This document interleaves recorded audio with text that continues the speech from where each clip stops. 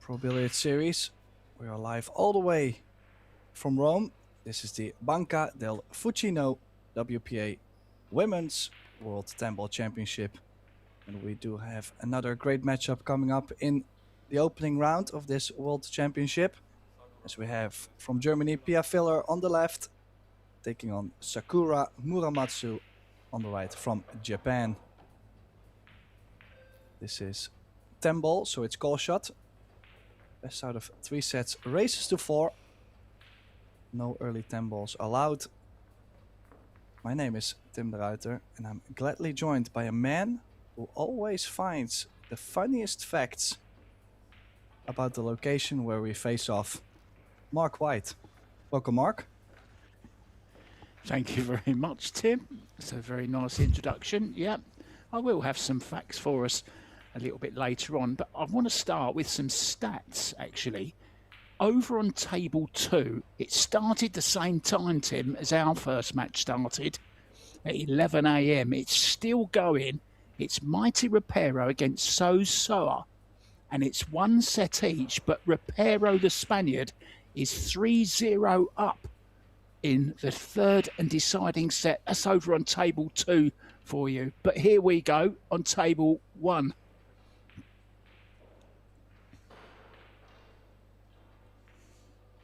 Yeah, Muramatsu to start off in the opening set.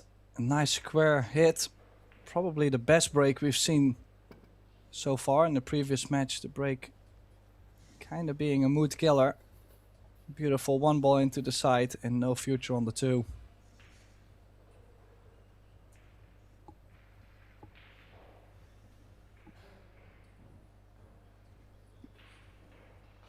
Just wondering, Tim, is it worth a little push to the 3? A little push to leave the jump on the 2?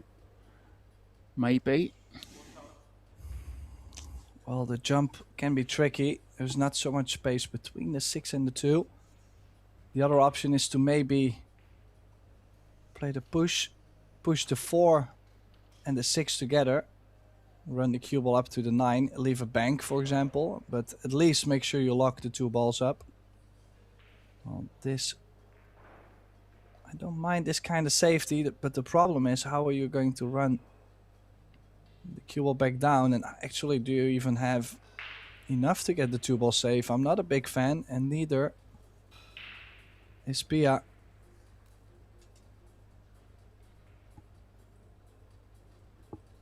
Pia will be looking for a deep run in this tournament. She's been experiencing and enjoying some really good form just recently.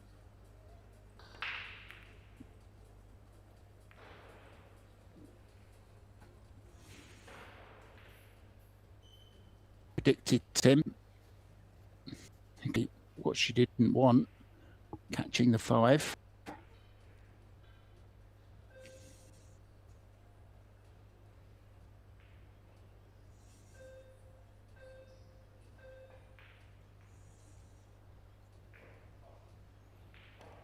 Well, these 2 ladies in general running the clock down a bit more often than the previous match we had.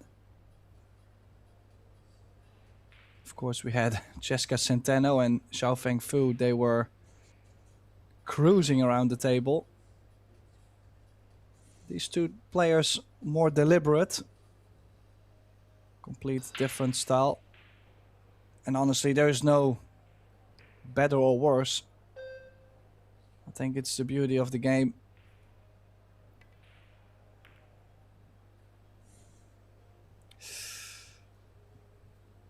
Well, hasn't left a shot on, but was really trying to nestle the cue ball up with the 5 ball. It's those little shots, Tim, isn't it, that can cost you control of the table. If she sticks that behind the 5, she's got Sakura in all kinds of trouble. But now there's a chance for Sakura to put Pia in trouble and gain back advantage here.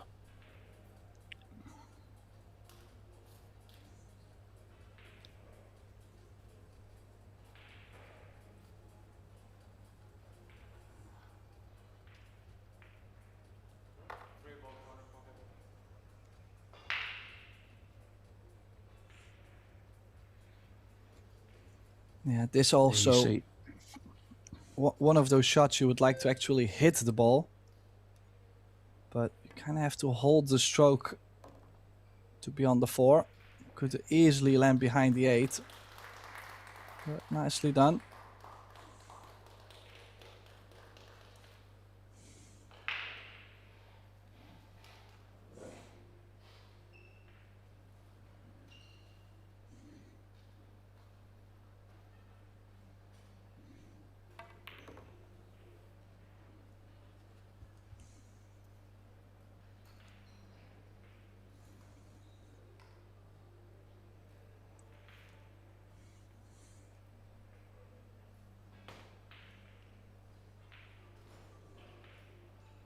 Yeah, look at this for an opening rack. She's got the 6 in front of the side, the 7 over the corner. I do think the 8 does go into the middle to connect with the 9. Especially in this set format, important to have a good start. Get going early. Might get your opponent out of stroke too at the same time.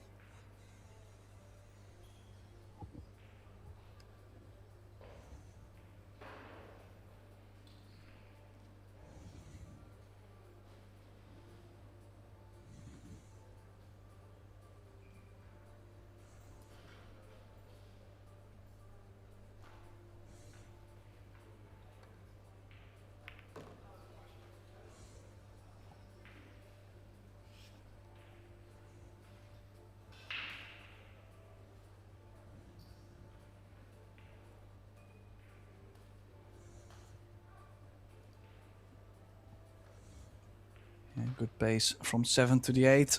Top right spin back to the middle of the table, or a little shorter than the middle.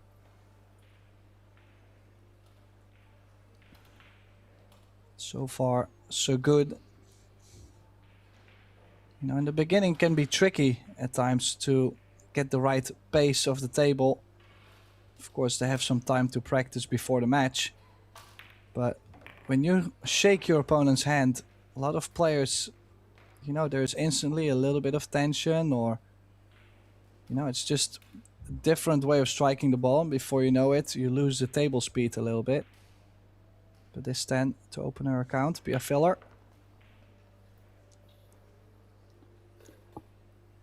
Yeah, amazing, isn't it, Tim? How just that shake of the hands from, you know, you've been doing a little bit of practice, you've had half an hour warm up, you're cueing really well, no nerves, everything feels great. And then, as you say, as soon as that handshake happens, there's a little switch kind of goes on and the nerves tend to build and you never really settle until you get on the board. And that's exactly what Pia's done. So that should settle her down. Now, I was just doing a little bit of research on Sakura, and she actually lost in last year's women's 10 ball to the young lady who just lost in the first match, Xiao Fang Fu. She lost on a shootout with Xiao Fang last year. Just lost to Cheska, of course, who is our reigning champion. Can she win it for a third time? Or will we have a new name on the trophy this year?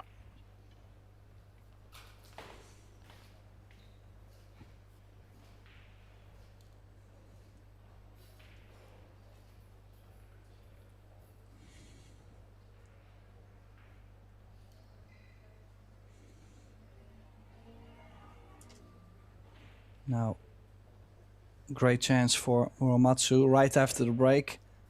Don't think we see any issues. Do you think the 9 ball goes into the bottom right still? Looks very tight, Tim.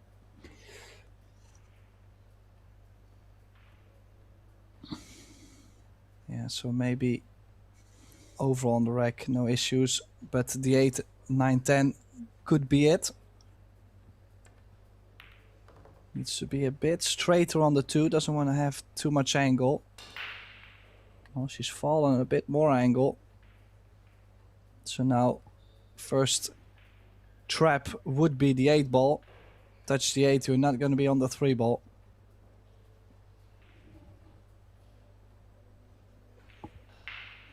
Sakura has been a student of the very funny but very talented Nukioi for some time.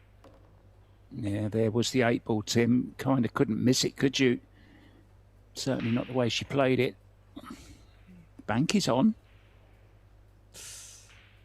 Well, from this angle, the 4 comes into play a little bit. I mean, indeed, I think there might be a bank. Could also play safety, 3 into the 4, cue ball under the 8, 9, 10 in this view. Use the 4 as a stopper for the 3 ball. Yeah, it's a nicely good shot. done. Especially the 10 ball blocking the right long rail. There is just little space between the 3 and the 9, so not so much time for the cue ball to land if you would jump. So the only option is a 2-rail kick. And that's usually where mistakes are being made.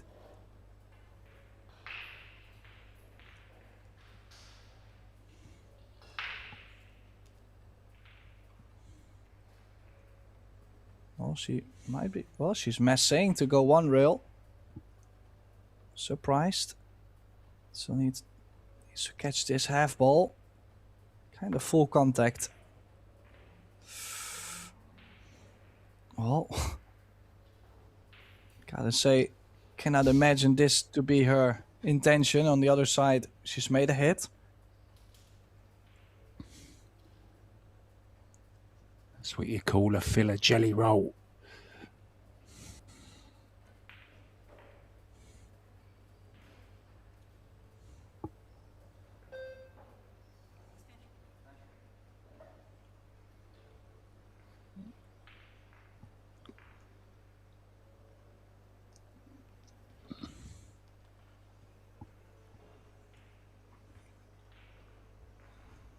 Yeah, it's a bit of a trap.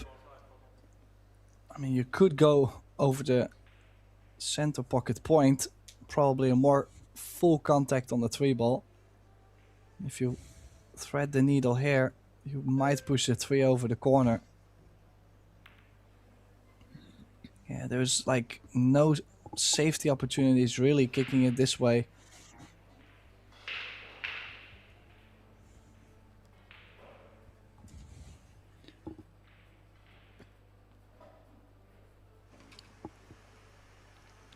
It's kind of like the finer arts, Tim, isn't it, of safety play and kicking, knowing which way to kick, not just hitting the ball, but, you know, the best way to play it to get some kind of cover.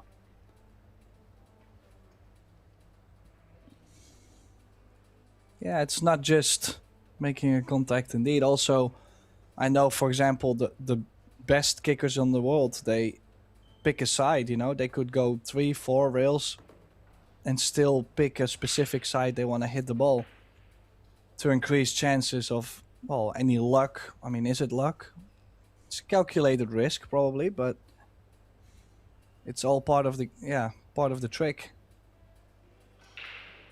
Well, this young lady's husband is one of those I would put in the category of being certainly in the top 3 kickers in the world.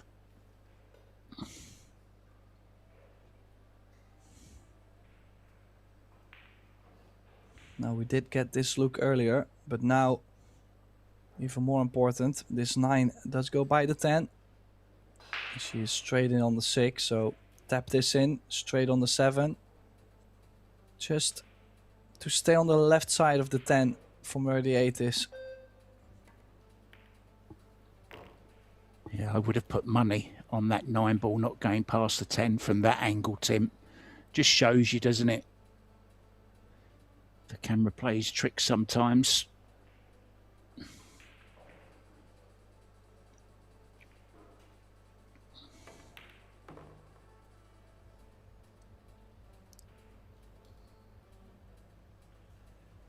Now in perfect position to double her lead.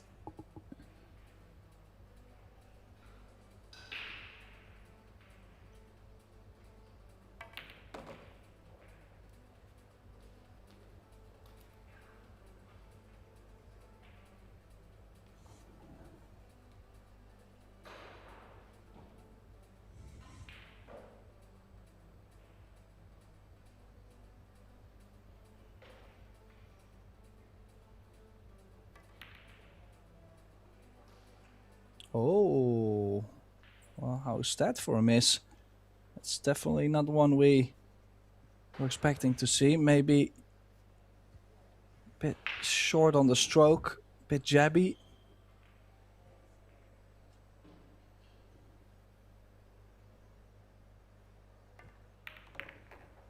Yeah, just smiled to herself, didn't she? As she sat down.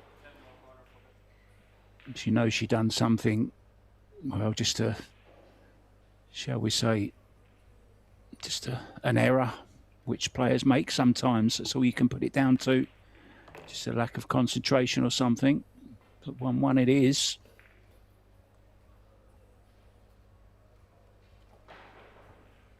There's Emily Duddy, look. The billiard bombshell from New York City. Unfortunately lost her first match. Now we do have a final result. Mighty Reparo has beaten Sosoa. So a couple of shocks early on. Kelly Fisher getting beaten as well in straight sets. Wei Chu Chen through safely. Emily going down to Zhang Muan in straight sets. Savannah Easton through. Sophia Mast through. Now, guys, if you visit ProBilliardSeries.com and click on events, there's a little option there called Live Stats. Our stat man, the pool stat guy, is working hard. We will give you some as well on screen, I'm sure, periodically. But if you want some match stats, you can go on there, choose your match, and get the stats. Good break, Tim, but nothing down. Yeah, so far.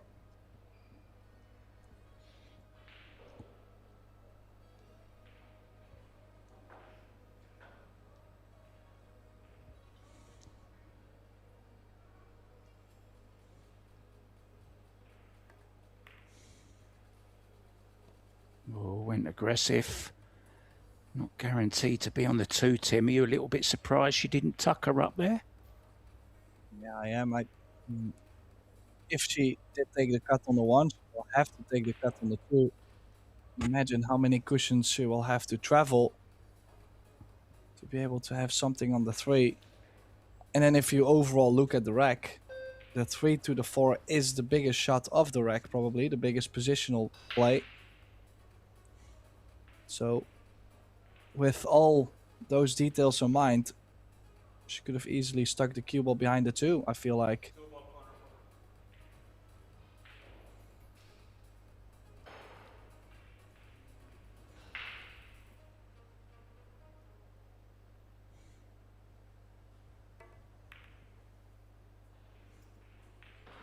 Yeah, I also feel like this was more of a defensive play. Non-successful though. But really didn't feel like she was chasing the pot there. So missed opportunity to play a good save on the 1. And now maybe a similar shot for Muramatsu, bringing the cue ball under the 9.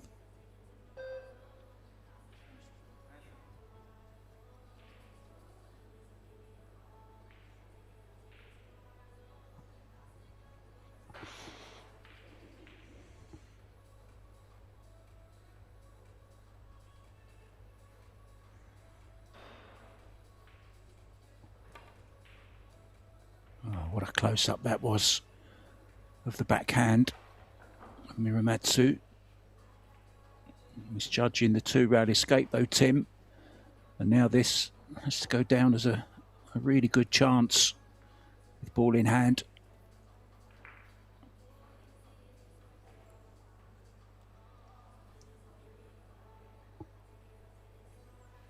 Yeah, now with the ball in hand, you can put yourself a lot better on the 3 ball. The 4 has moved more into a more available position. So get yourself nice and close on the 4. Maybe the 6 ball. I mean, it's not a problem at that point. But the 6 doesn't go in all the corners, all the pockets. So you might have to play it into the top left. She did land just besides the 6.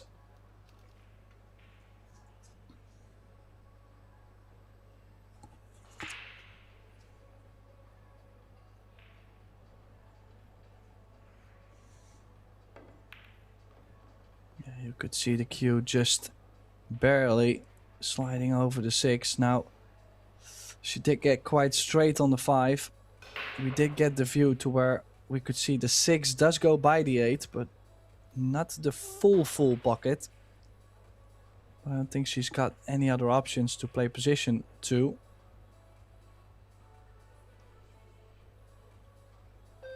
You want to be straight as possible as well on this 6 ball, so you're looking at the pocket.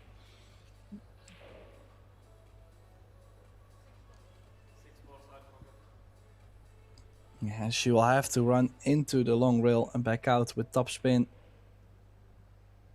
And the more pace, the trickier those get.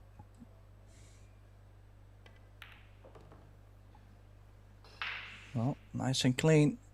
Straight in on the 7.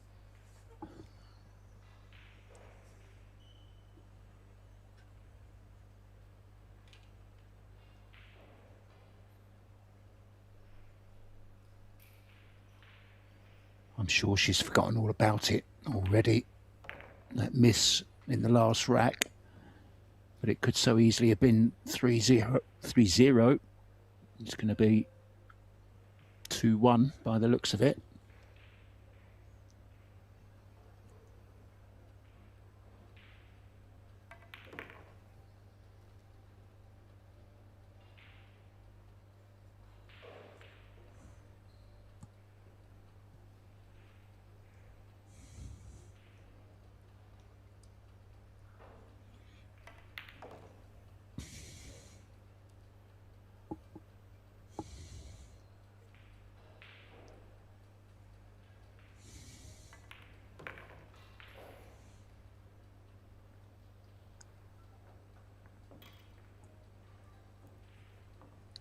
Nice run out from Pia, securing that 2-1 lead. Now then, there's a very famous fountain, Tim, in Rome called the Trevi Fountain, and it's where tourists toss coins in there and make a wish, and it takes up to $3,300 in a single day. So every day, tourists are throwing $3,300 into this fountain. That's about 1.5 million a year, which the city then collects and generously donates to the Caritas charity to help out poor families. What a lovely way to use the money.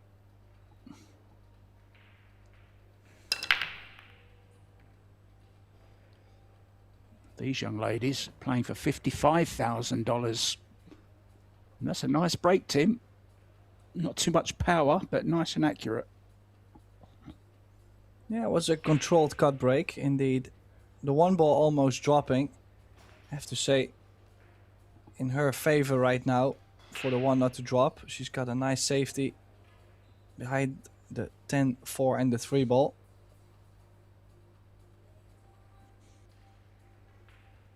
She was elevating the cue quite a lot. I feel like there's still plenty of space to go with the level cue and stun the cue ball behind it. Did she? Well, looks like she did go aggressive on the 1. I would have loved to have the cue ball frozen up on the 10. So it will be the safety on the 2. Can still push the 2 ball up table. Maybe even the cue ball under the 4-10. Maybe another try. I don't think it's going to grab as much.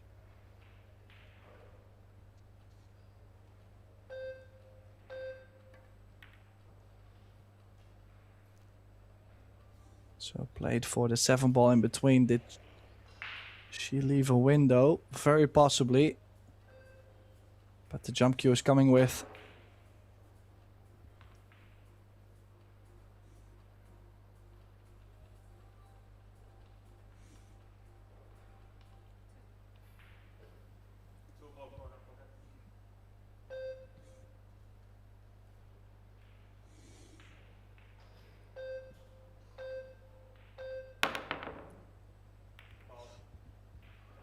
Yeah, you could see the bridge hand, maybe not the most stable bridge hand, was moving quite a lot, and that unintentional spin on the cue ball mark definitely curved the cue ball away from the 2. I don't think the aiming was a problem. I think it was just a little bit stability. Keeping exactly the same, Tim. It's almost like she was on her nails instead of her fingertips when she was bridging there. So not very secure. Yeah, Sakura was not so secure. She will be very secure this time, though. Now, I like the shot Pia has played. Okay, she would have liked the 2 maybe under the cluster, but it's so close nearby the 3-4-10. If Muramatsu makes a mistake opening those up, could be filler on the hill. So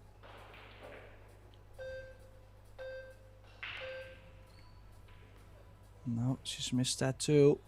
Okay, she's hit the 2 ball, but no third rail. We might see Pia chasing the 3 fall. Great opportunity.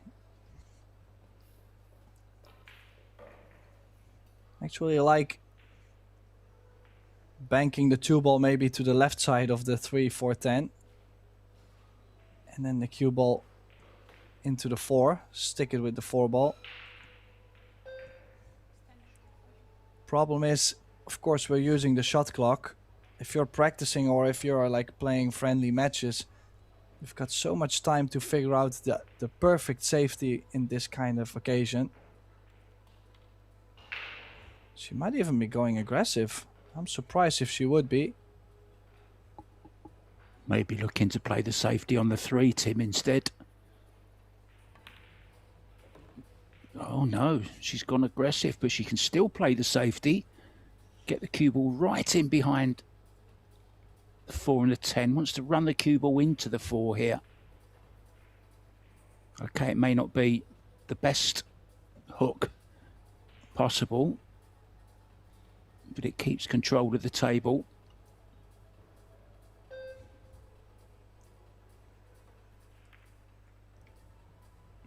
Yeah, problem is hit the 4 ball. With the ball in hand she had, she definitely could have played a better save than she has this time. Not expecting this to be a 3 fouls in a row. Okay, if there's any scratches, Muramatsu does lose the rack instantly though. So you still gotta watch the cue ball.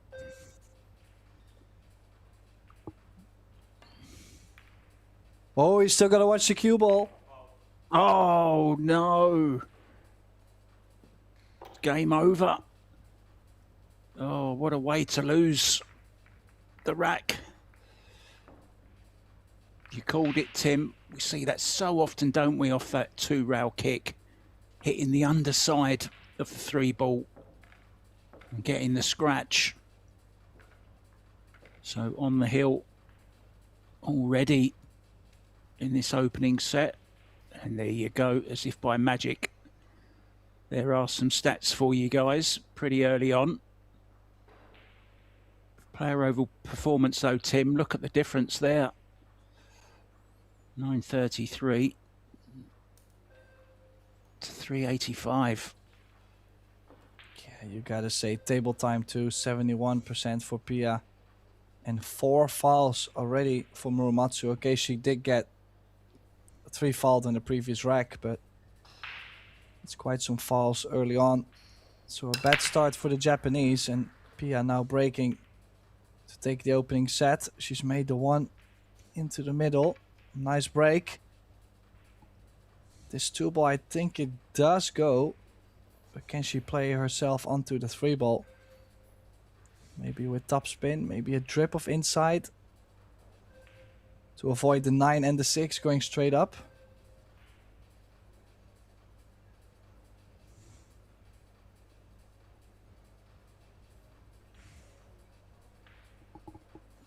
Two looks very tight already. You've got to judge this right if you're playing it with spin. Yeah, didn't play with any spin, took a risk. I'm not sure she's got the potting angle, Tim, here. Yeah, definitely looks to be behind the 10. She's going very creative, overcutting the 3-ball on the left and bringing the cue ball all the way back down table. I mean, her options quite limited.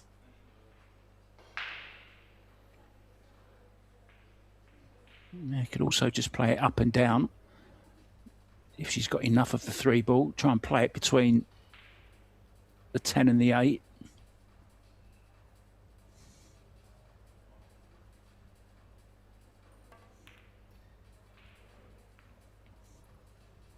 Yeah, not thin enough.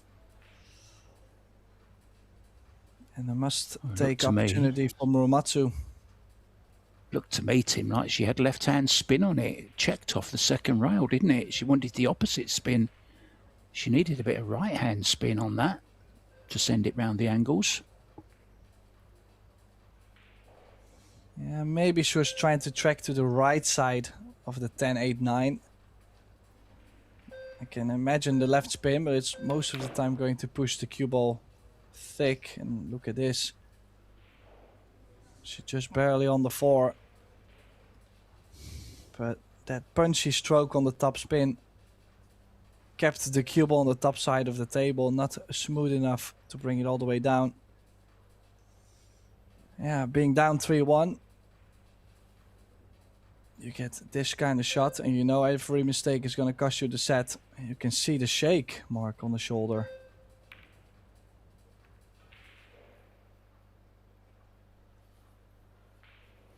There must be a lot of tension in the body there. No doubt at all. Looking very uneasy, isn't she, at the moment? Sad to see when a player just can't really get going and they are suffering with nerves.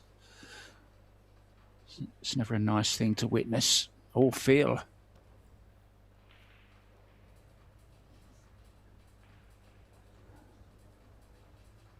But of course, these are the opportunities, Tim, you've got to take advantage of, aren't they? Make hay while the sun shines, so to speak.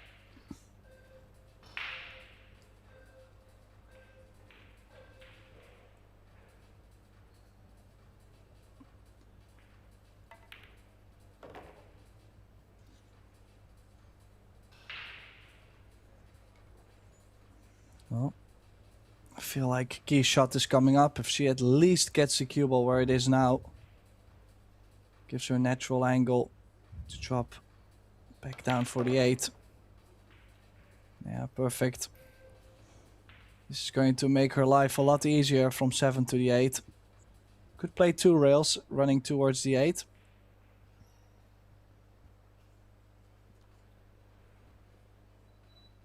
Yeah, I like that, Tim. Just a bit of right-hand spin.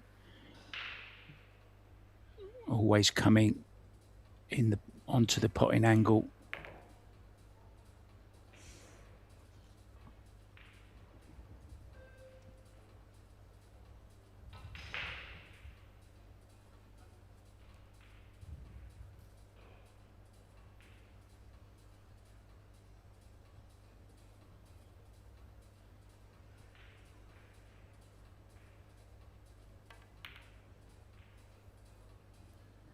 But then there is another miss like we've seen earlier. It's like this kind of spot shot angle. Just doesn't feel right yet for Pia. She's missed the 9 and now the 8. Very similar shot.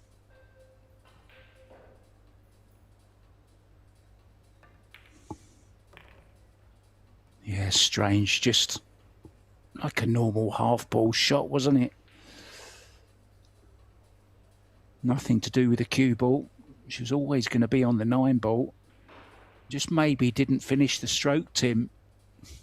Maybe just quit slightly. Tester then. Oh, nicely done.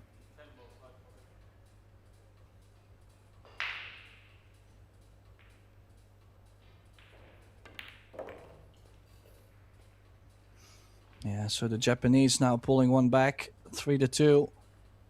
Maybe giving her a bit of confidence. Like I said, her opening break was nice, just not getting a shot. If she can reproduce, maybe we find ourselves into a hill set.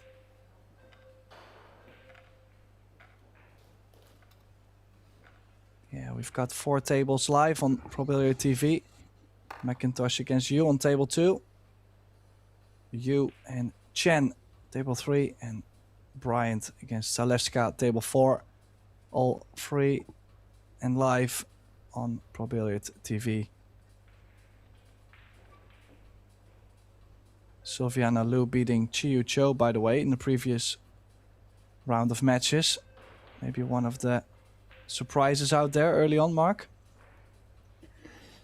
Yeah, that's 3 surprises for me.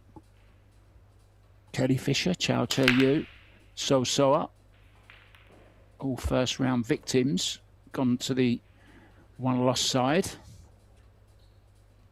As we see a ball down for Sakura.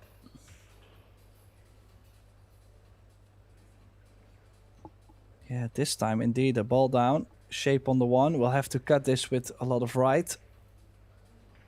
2 rails to the middle of the table.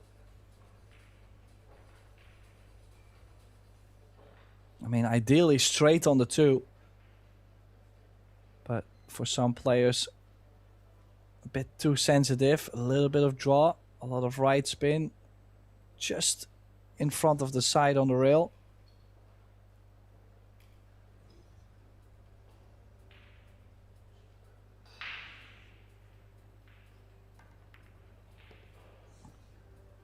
Well, she's played it perfect. She could not have played it any better.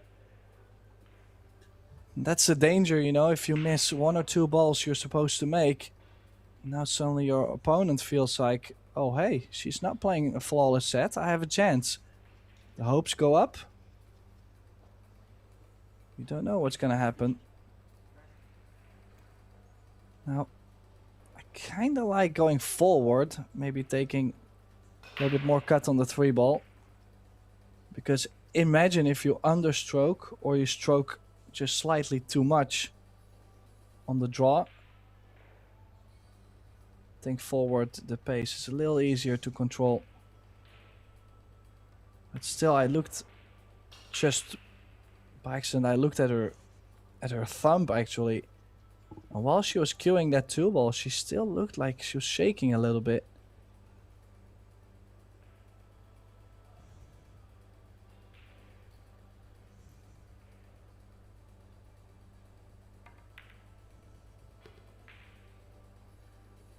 That's lost the cue ball. She didn't pot it cleanly.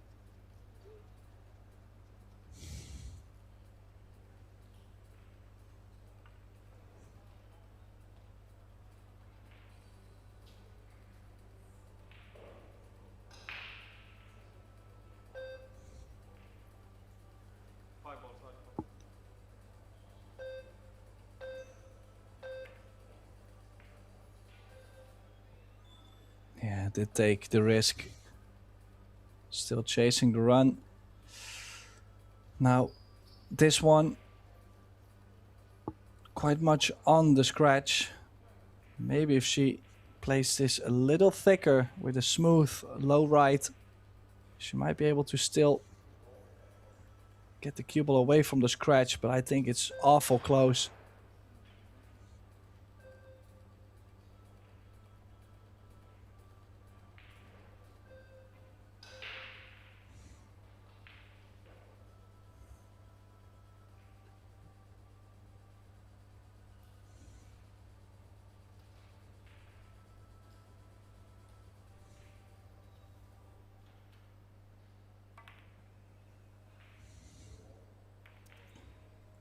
Well, safety it is, and one thing I can reassure, this is not safe. It's another chance. Filler now breaking down a little bit. Okay, she had a difficult position.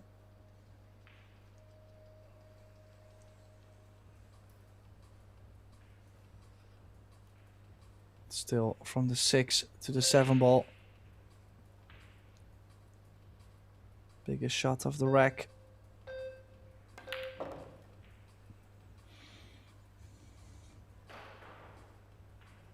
Big stroke on the 5 and now a big stroke on the 6 mark. Super draw. Yeah, new cloth. If there's a time to do it, it's now. Makes the drawing of the cue ball that much easier, but you've still got to time it right. You've got to keep the head still. Plenty of follow through.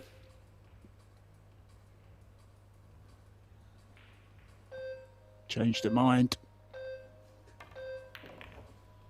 Went rail first, Tim. Played it nicely. Yeah, a little bit more of a cut though on the 7. It was always going to arc a bit forward, a bit shorter.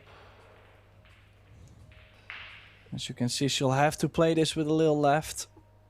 Kind of has to hold the cue ball. Cue ball will track towards the 9.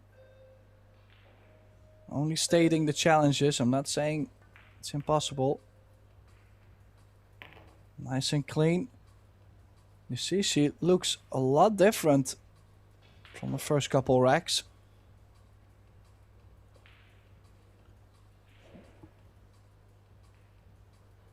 Just makes such a difference getting a rack on the board when she did.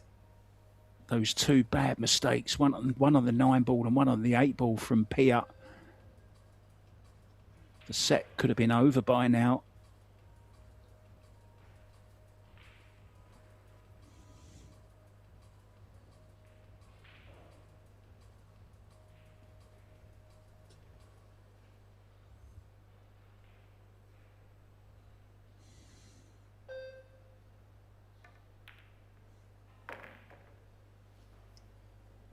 Oh. Well. She's gonna have to take this long. This is for 3 each though.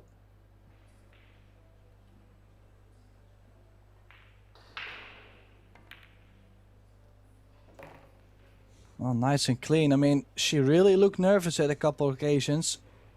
But it's Muramatsu now playing herself right back into this set. And I think Pia might start to feel the heat a little bit of this comeback.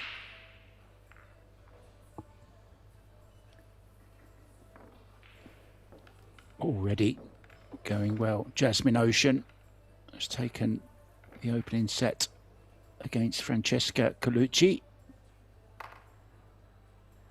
Hong Jingyu, the ex-world champion, junior champion, 2-1 up against Kennedy Mayman,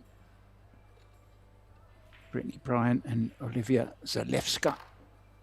1-1, that's over on table 4 for you guys. Amber Chen is a set-up against Olivia Cheng. Margaret Fefilova in action. She's 2-0 up against Christine Steinledge from Germany. Anna Gradisnik, a set-up already for Slovenia. 1-0 over Mina Tani.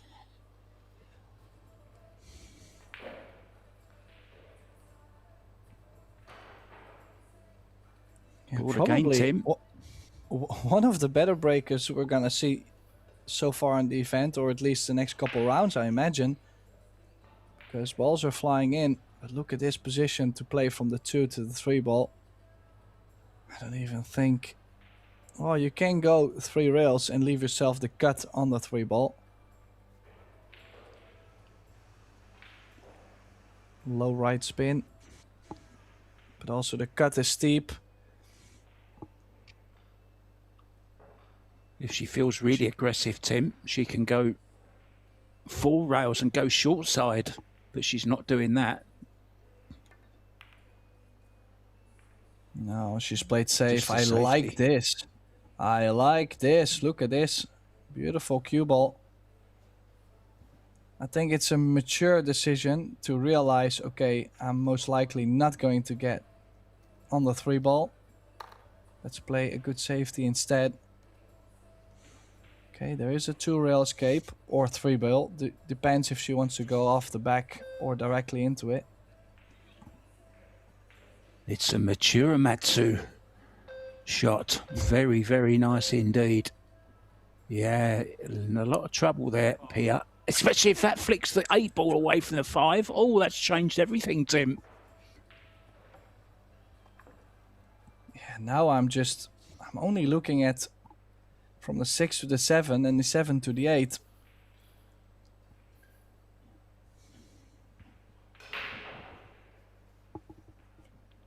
I think that's more of a nervous laugh.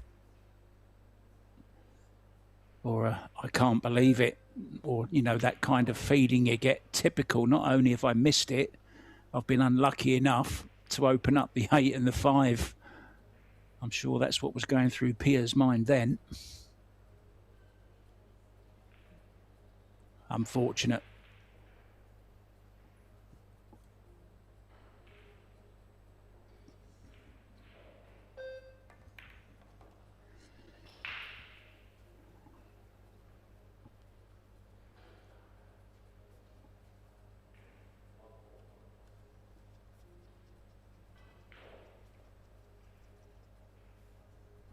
Incredible, isn't it? Q Sports. Absolutely sailing, Pia was. Looked as if she was going to run away with the first set. 2 missed balls. It's changed the whole match. And it's not, you know, they weren't difficult shots, Tim, were they? That's what makes it even more annoying. They were balls that, well, she'd make 99 times out of 100.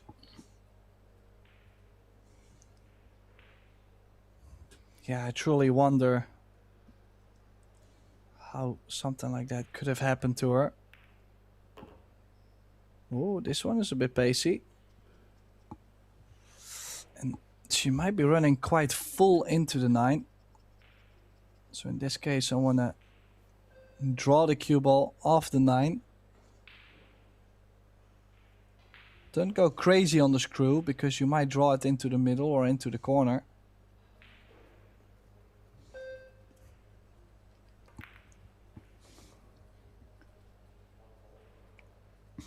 I never thought I'd hear the day that Tim Delaita would use the word screw.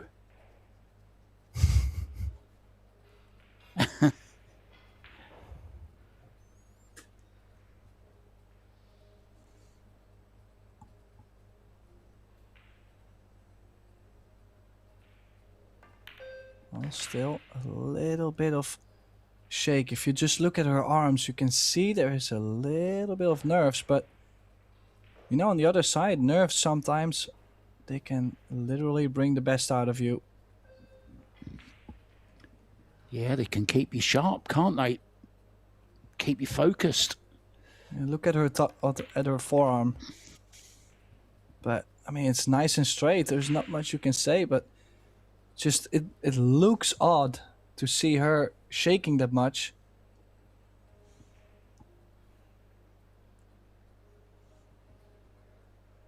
Look at it.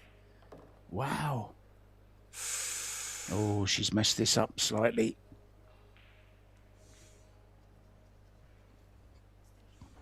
Yeah, this then to take the opening set. This could be very painful for Filler.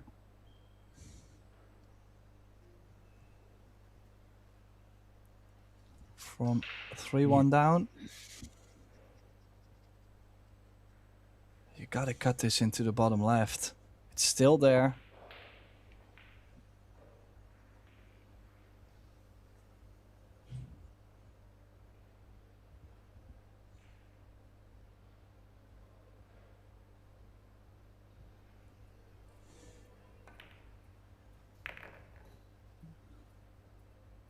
Oh, where's the cue ball?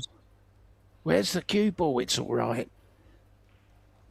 Oh, what a set, Tim. It means Muramatsu has stolen this set for the 3. As you can see, referee telling us Muramatsu is going for a timeout. Pia remains in her chair. She might still go, who knows. Mark White, myself, Tim Druiter, we're gonna take a timeout too. And we'll be back very shortly with the second set between Filler and Muramatsu.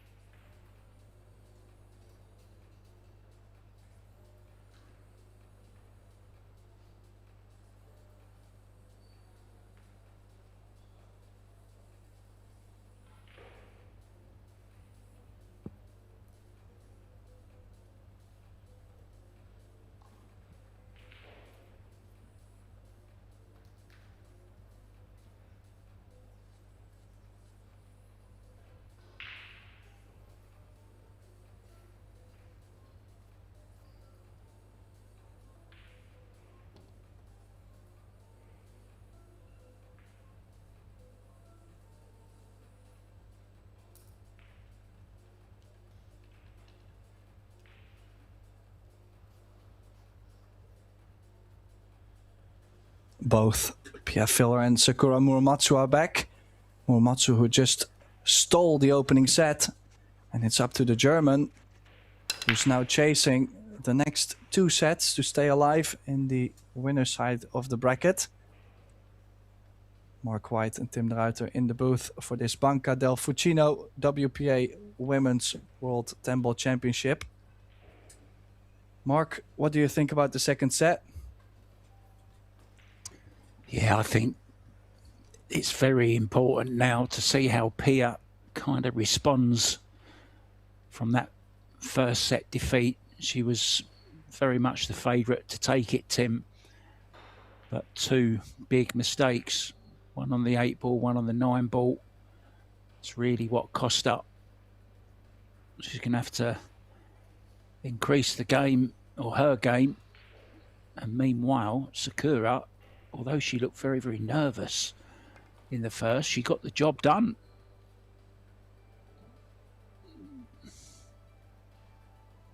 Well, you got to be honest too. Also, Sakura, who maybe didn't have the biggest achievements yet, maybe in her career on the international circuit. So, for her to beat Pia Filler possibly in the opening round of the World Championship could be a major win, and who knows, maybe pushes her very far into this tournament as well. So, I can imagine the nerves definitely, and I mean, I'm indeed surprised that she closed out from 3-1 behind.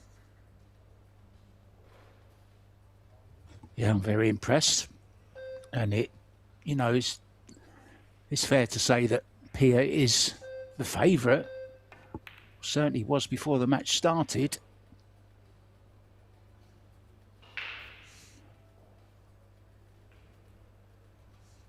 Yeah, let's see. Most important thing for Pia is the fact that, especially when you get on the 7, 8, 9 or the 10, like towards the end of the rack, you gotta close them out. I mean, okay, you can miss a 1 or a 2 ball and still get away with it, but not towards the end of the rack. Those are so costly.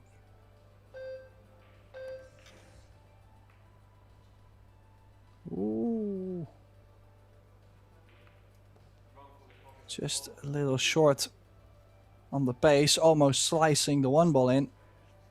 She did not call the 5 ball, so the option goes to Muramatsu to either play herself or to give it back. Well, this certainly a position I would never ever consider to give back. Can go real first. If you cannot go real first, you take the jump and you hope you land decent on the 2.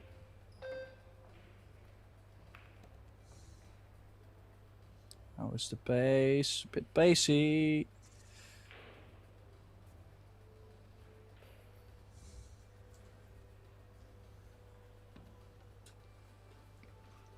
Yeah, it gives her the chance, though, doesn't it, to keep control of the table.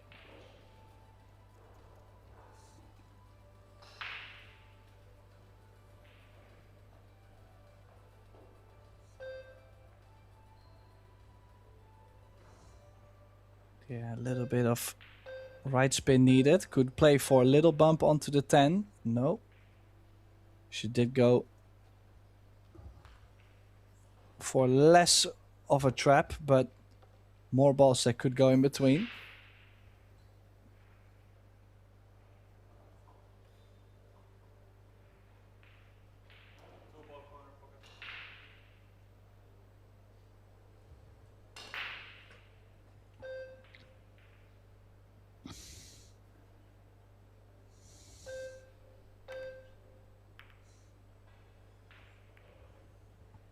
Oh, she'll take that. Oh, dear. Yeah, this is not something you plan beforehand. Not, not completely like this, obviously.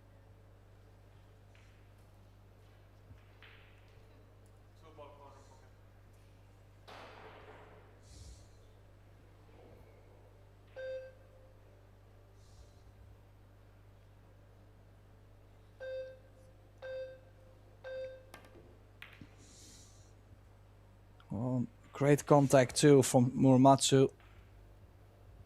I mean, on those specific kicks, the only thing you gotta do is try to pick a side, choose the proper pace, and well, you kind of need a little bit of a roll on where the 2 ball lands. You cannot have pure control.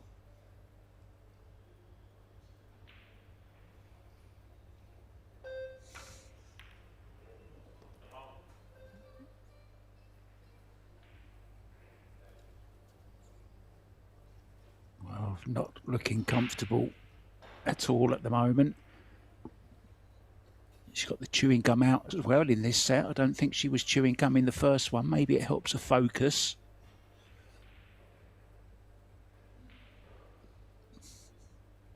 Have you ever chewed gum, Tim, when you play? Are you a gum chewer? I have tried it, but in general, I didn't like it. The only reason why I would actually chew gum in the past is to, well, I tend to get hungry at times. I like food. And, well, if you eat gum, you kind of trick your brain into eating something. So you kind of still the hunger inside. Well, yeah. I've actually heard the opposite of that. A doctor once told me that if you chew gum, it starts the acids in your stomach to start working, thinking it's going to get food, but it doesn't. So my doctor told me it's not a good idea to chew if you're hungry, but if it helps you, it helps you. Well, it's not something I've done in the past 10 years, so I'm glad that I stopped if I hear your story, your side of the story. Good boy. Now, again, Muramatsu at the table. Again, she's the one having the prime shape on the 7. And if you look at Pia's face in the chair, I mean, I'm not going to say she looks frustrated or like dead scared. But for a second, she looked a little bit worried.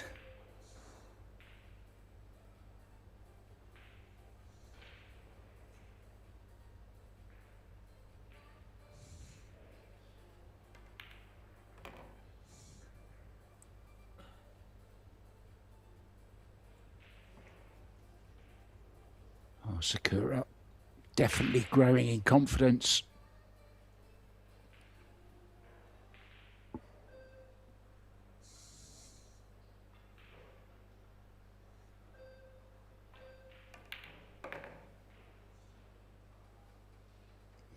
And now her pace for the table starts to be right too. Like the position, every shot is getting better and better. Yeah, Muramatsu now winning in the past 4 racks we've played. She's up 1-0. Filler again in trouble. Still a long way to go. It's a race to 4. Winner break. Here's some stats. Muramatsu so far in this second set, she's been perfect. Break success, I mean, for this match, not really bad. If you look at 75% against 50%. Table time has evened out. Player overall performance, overall, quite even. Yeah, biggest difference really has been the difference in the missed shots. And that's also where the difference in scoreline has come from. Well, one name, Tim, I have noticed playing in this tournament, and I can't remember her playing in any other tournament apart from Hayball, and you'll know the name when I say it, Tiangxi Shi. She normally wins a lot of the Hayball tournaments. Yeah. And she's actually a set-up against Wan Ling Wang at the moment as well. I've never seen her in like an American pool type event, have you? I think it's very interesting how she won the Challenge of Champions just last week. And now she's playing American pool indeed. Big switch. It's different. Never seen her play American pool. No, me neither. Well, who knows? A dark horse in the field? Are we going to be tricked? Pick your winner, Mark. We'll have to wait and see.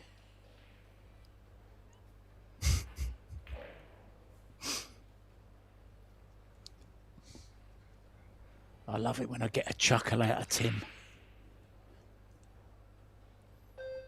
Yeah, most of the time when these kind of puns appear, that's where the chuckle come from.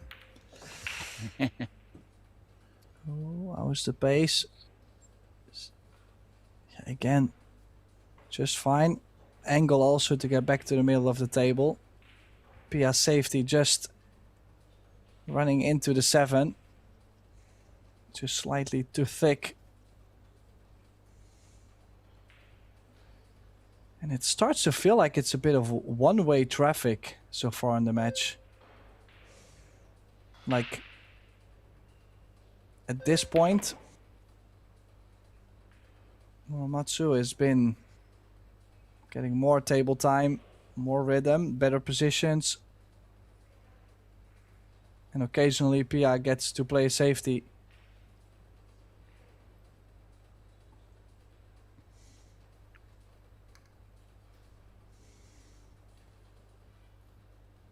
Of course, this is part of the women's Predator Pro Billiard series. Hasn't been launched too long ago. Of course, we do have so many women's events. Predator decided to make their own tour out of it. Bit surprised she played for the 4 into the corner, Mark. Was expecting her to play for the middle. Yeah, I was as well. This is the trickiest shot so far she's faced in this particular run.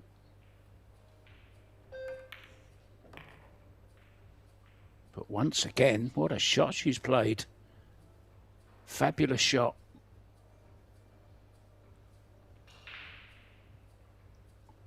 Well, if you hadn't watched the first set and you just joined, you know, you're looking at this match, you'd think, well, Sakura is completely in control of this match. You'd never think she was 3-1 down, would you, in the opening set?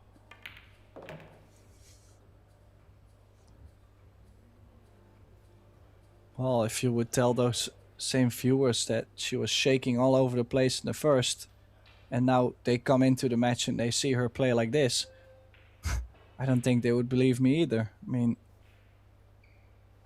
after that first set, complete different Sakura around the table. Now, she's worried about this 6-ball in some way. I don't think top right spin is much of a problem.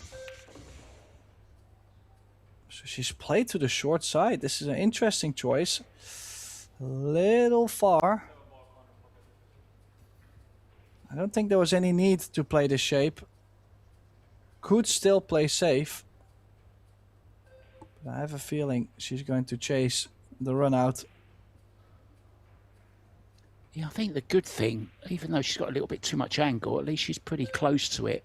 And she's got nothing to do with a cue ball either, so she can just concentrate on sliding this down the rail. Just like that. A different player, isn't she, in set number 2?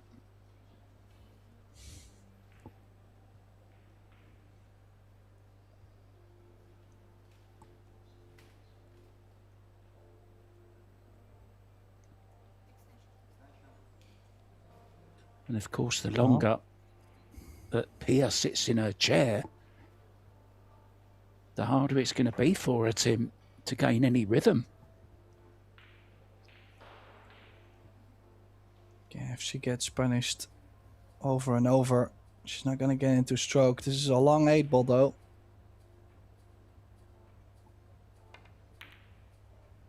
And she's missed it.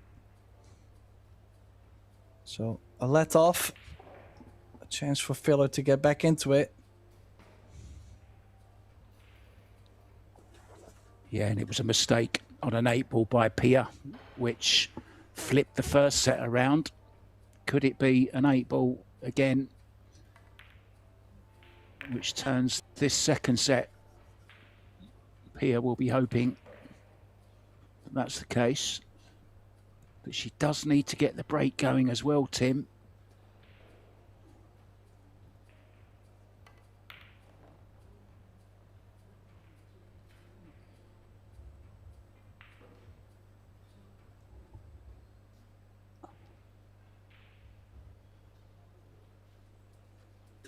Well, just okay on the 10.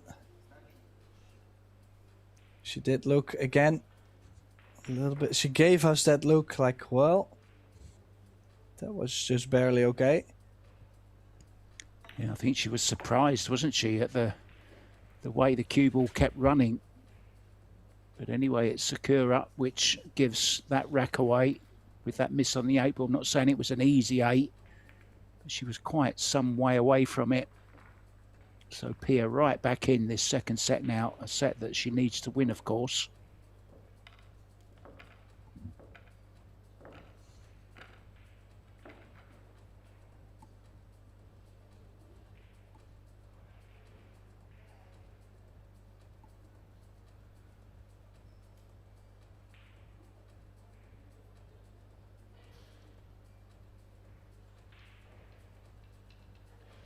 Yes, we will have 7 days of action coming all the way from Rome. To have 3 events. Of course, we've got the Banca del Fucino, actually, WPA Women's World Tenball Championship. The Predator Wheelchair Open is one I'm looking forward to see. One of the rare events, biggest prize money in wheelchair pool ever, I've heard. And the Fujifilm Women's 10,000. Double Master Showdown.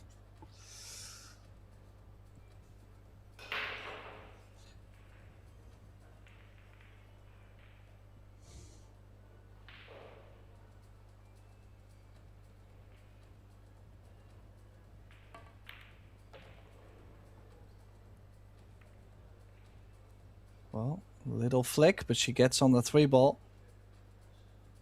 Could get on the 4 to the top left.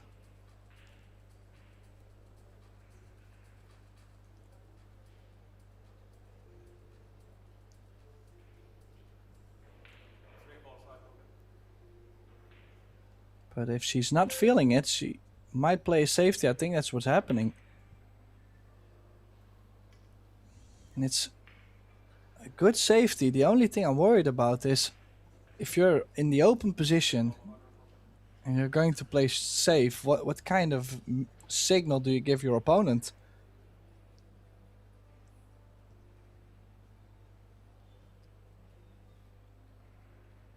Yeah, I think she'll be pleased that Pia didn't go for that 3 ball, I think. She may have thought she might not get back to the table.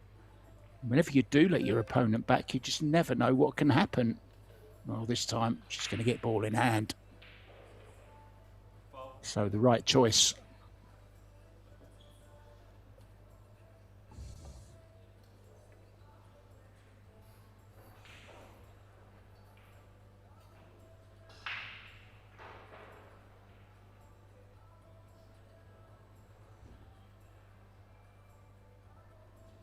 Japan well represented here. Chihiro Kawahara, Yuki Hiriguchi, Konishi as well, who's already beaten Kelly Fisher.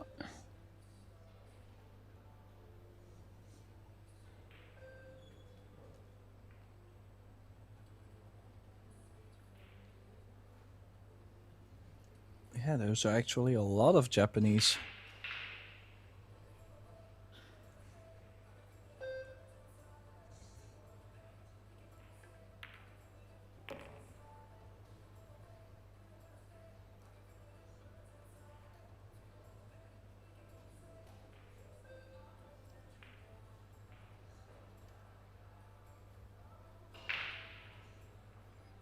Now, a little bit of a must run out this was with the ball in hand, but she's found herself straight. The only option to run out is to draw it back for the 6 in the middle.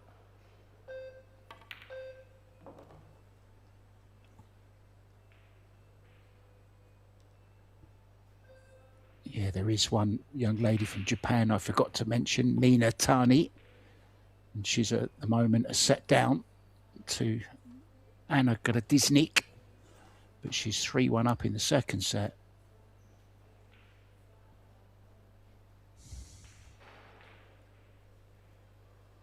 Important rack, this one, Tim, isn't it?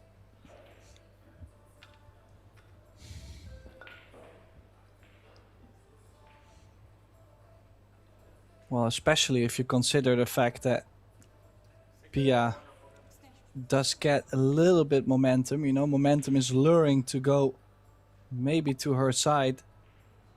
But if she's not going to clear up, might go back to Muramatsu. 2 rails at this.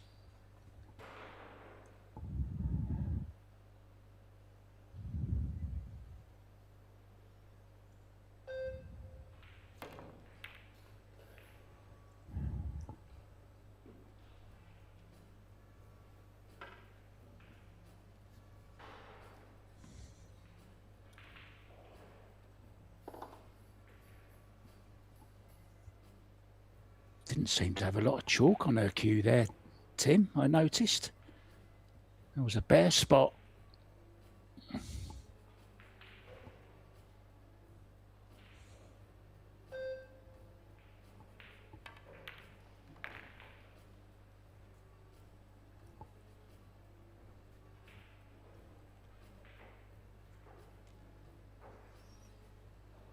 Well, in the end, filler straight in on the 7. 3 straight ins for 2-1. I mean, this still can go anywhere. This still could go into a deciding set. But I feel like Muramatsu is still involved in this, though. It's not like filler has been playing crazy much better.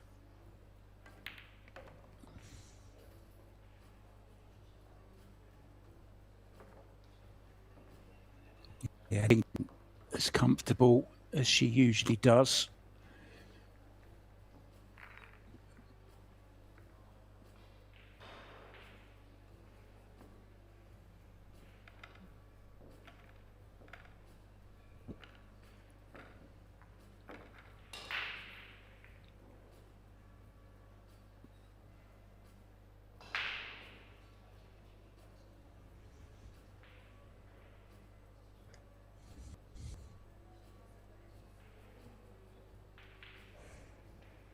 Yeah, most Just of the talking. stats pretty much even.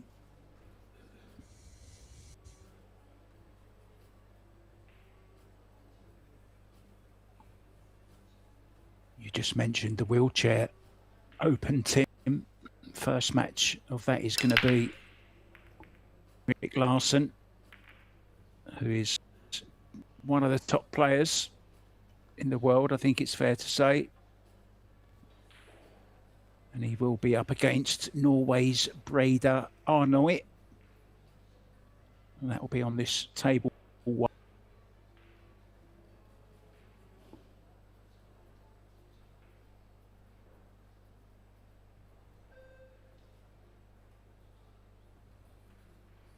That's at 6 p.m.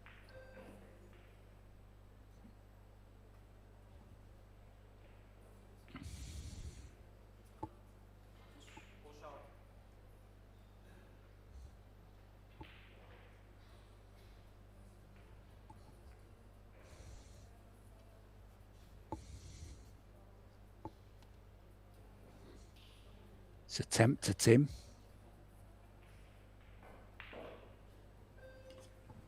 Well, I find this one tricky. I mean, this is one of those shots, yeah, if you make it, you might be on the 1. If you miss, I think you could sell out the whole rack. I'm not sure at this point in the set also. I'm not sure if the risk is the right shot, but we're gonna find out.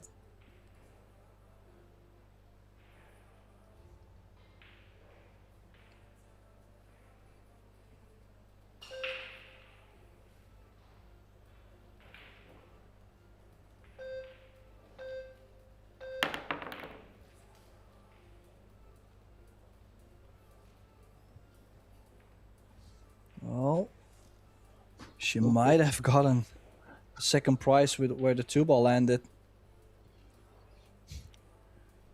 I think Pia's going to have to jump this one.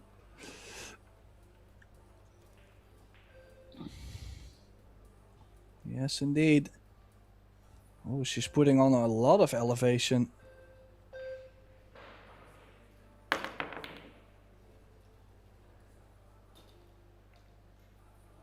And now, oh, back and forth, Mark. Jump cue again. It's turned into a jumping contest.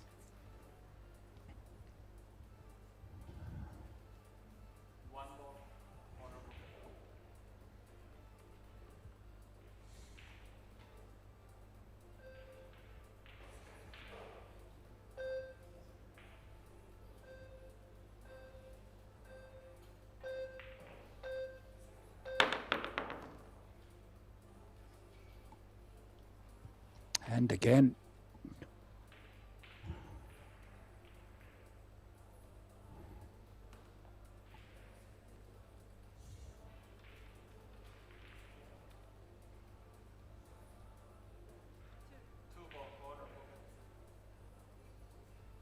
Four jumps in a row, Tim. Well, I'm sure after this one, no more jumps.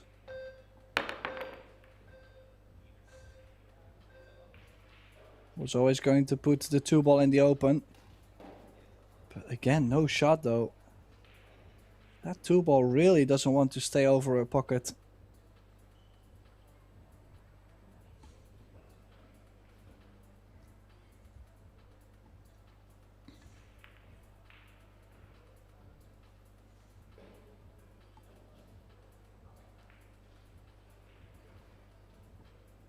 Yeah, won't be jumping this one. Have to be Cole Lewis to jump this one. Well, the kick, not much easier. We'll have to go over the right side. 2 rails. I'll have to kick near the center pocket. Bit of left spin.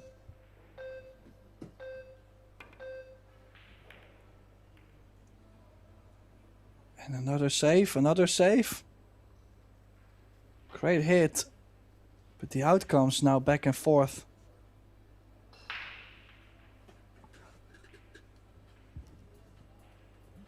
Yeah, really good hit that one, Tim.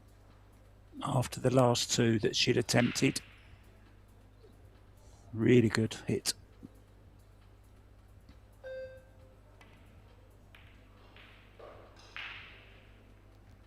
Nice return as well. Yeah, good shot, good pace this time on the cue ball. She's got the full hook. Again, going for a 2 rail. Now, I feel like the side pocket comes into play just a little bit. Yeah, needs a lot of left, doesn't she?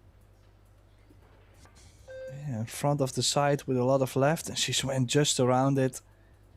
The spin got her, so after a lot of innings back and forth, filler with the ball in hand. Any issues on the table? Maybe the 4-ball? Well, this 2-ball's not going as this particular shot, I can guarantee that. It's up as long as it possibly could.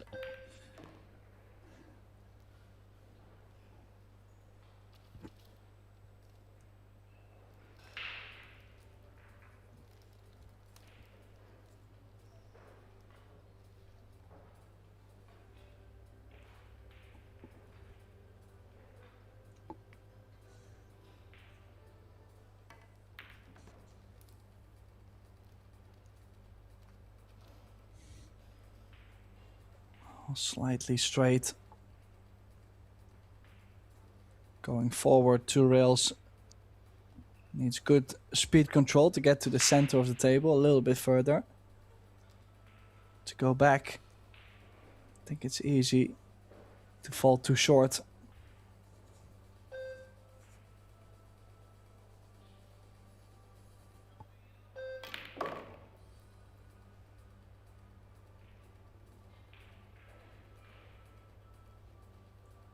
Yeah, speed is not right, Mark. She will have to run into the 8-ball. Can foresee some problem coming up. Yeah, fighting hard for prime position right now. Not easy. Every time you put a little bit more pressure on yourself.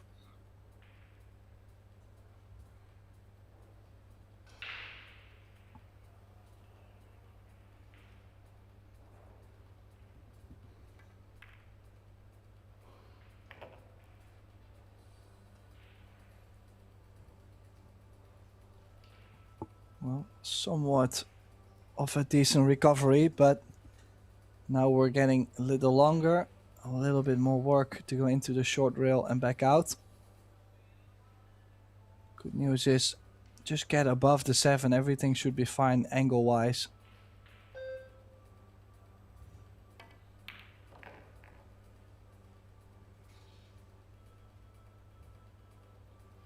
Now this is a similar shot to the 8-ball she missed in a previous rack in the last set.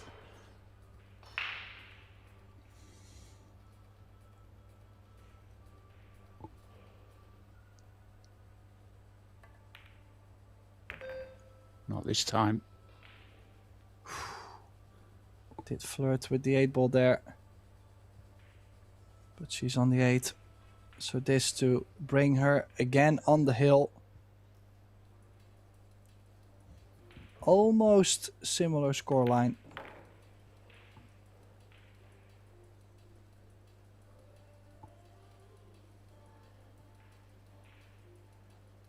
Yeah, she led 3-1 in the opening set, but still lost it. She can't afford to do that this time.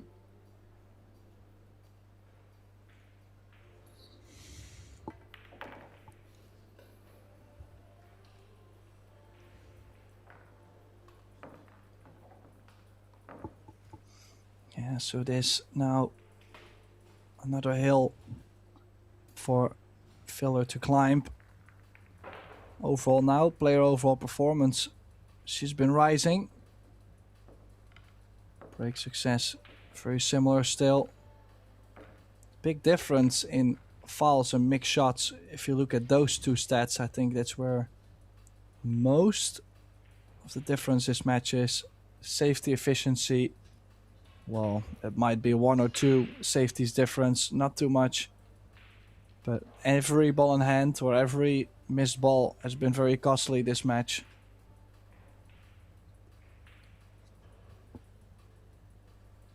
Referee Jalo Kotinurmi from Finland in charge, racking the balls for Pia to break them off. Oh dear.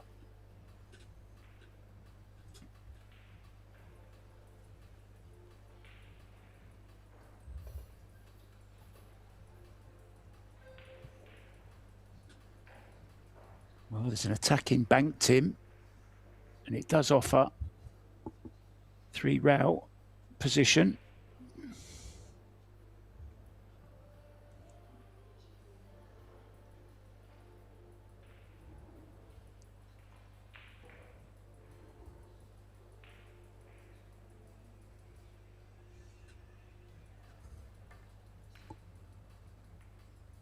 Ooh. Oh. Yeah, I'm not sure about that shot, Tim. Yeah, I think she's trying to push the 1 to the top short rail and create the distance, but not this way. This is jumpable. Okay, it's not guaranteed to be on the 2, but can consider playing this, jumping this with a little bit of topspin to run the cue ball more straight down. Yeah, nice jump. Bit more angle on the 2. And does she have a way out to go back up table? Could roll up on the 10 possibly.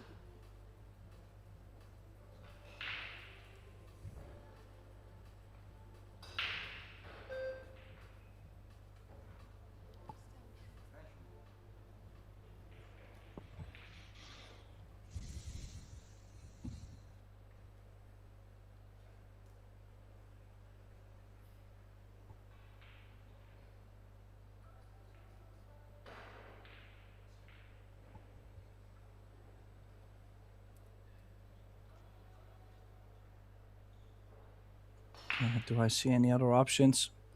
Well, there's always another option. But I don't mind rolling up on the 10. I just see no value going for the pot itself.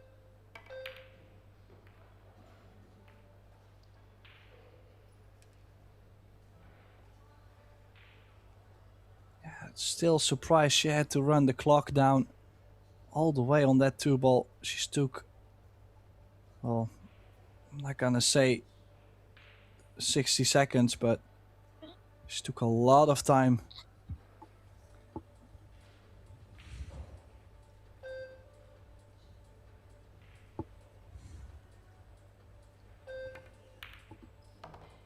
Oh, nice spot. Does she get the cue ball off the rail? A little bit, but she'll have to come up with another good shot on the 4 to the middle.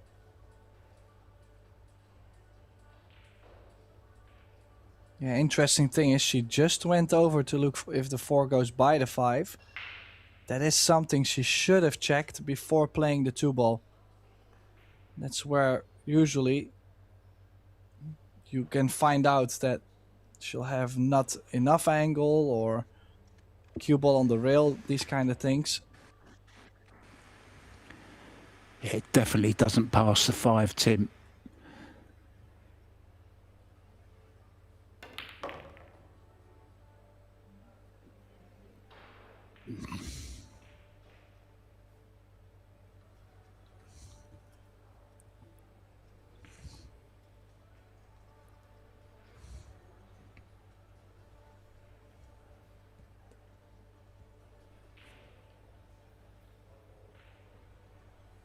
Can play the 4 up and down, cue ball behind the 5. Playing thin off it by the looks of it.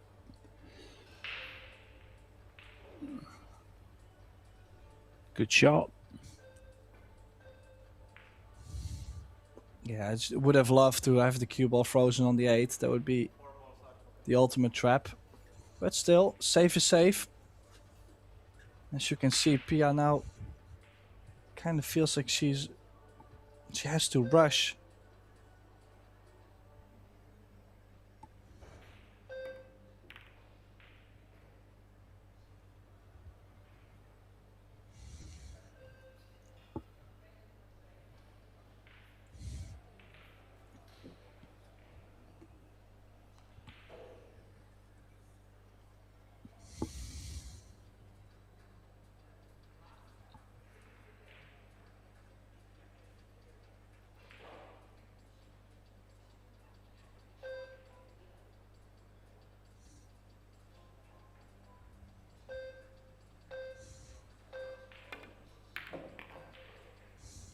Does she get on the 5? A little flick on the 9. I think the 5 does go by the 8.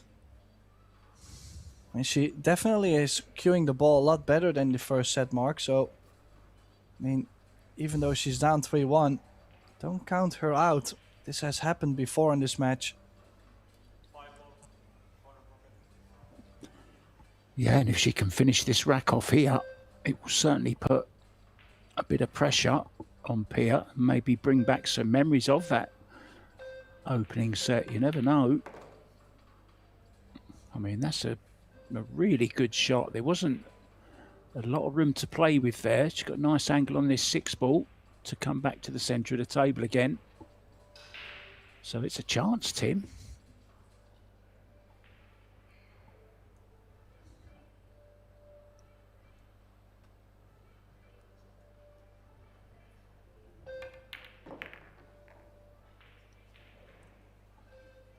Doesn't want to be straight or hampered. Oh, that's a little bit sloppy.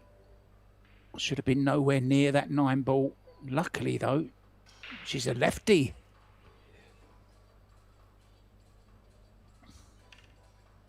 But left herself, really awkward.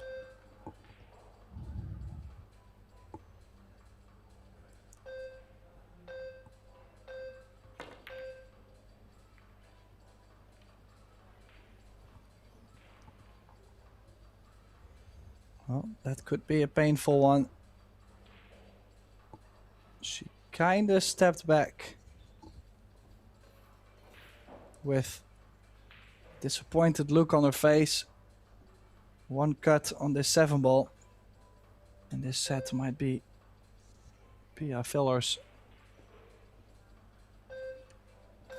Yeah, there was no excuse to be near that 9. She had so much space to play with. Now just need this 8 ball. Doesn't want to be behind the 10 shot.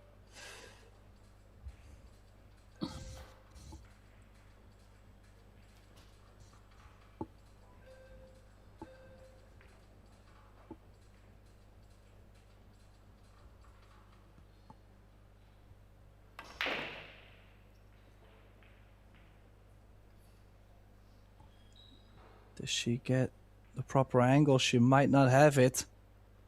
And okay, if that cue ball runs a little bit to the top side of the table, that's exactly the shot she's missed twice before.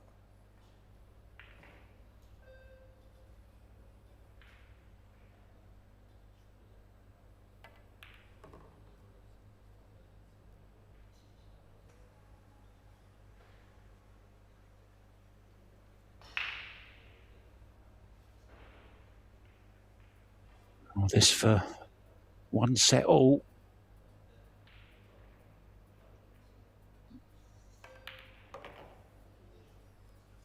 Yeah, nice and clean this time. So Pia Viller now taking the 2nd set, calling the timeout. And now this time Muramatsu in her chair. You could see she is definitely affected by losing that 2nd set. Here's some stats for you. Both Viller and Muramatsu are going to take their timeout, and Mark White, myself, Tim Druiter, we're going to do exactly the same. But don't go anywhere. We've got the deciding set coming up very soon.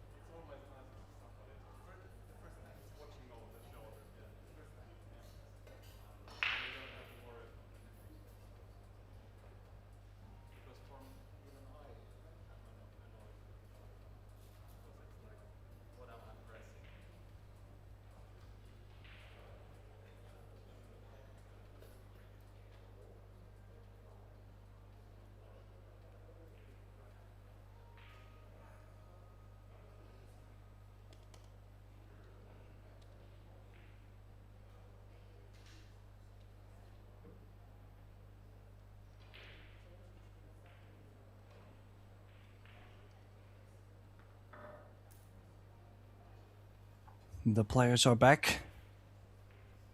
Mark White and Tim de Ruyter. We are back and we are ready for a deciding set between Pia Filler and Sakura Muramatsu. If we go 3 each, we do go into a shootout. Now, 1 race to 4 to stay on the winner side of the bracket. And a dry break, Mark. Yeah, and looking at this, the 1 ball, I think, will go off the 9. Possible, or maybe it doesn't. What do you think, Tim? Do you play the 9? I think you gotta play the 9. I think the 1 ball dresses up nicely over the corner too, with the cue ball top right spin. Crossing over near the 4. I mean,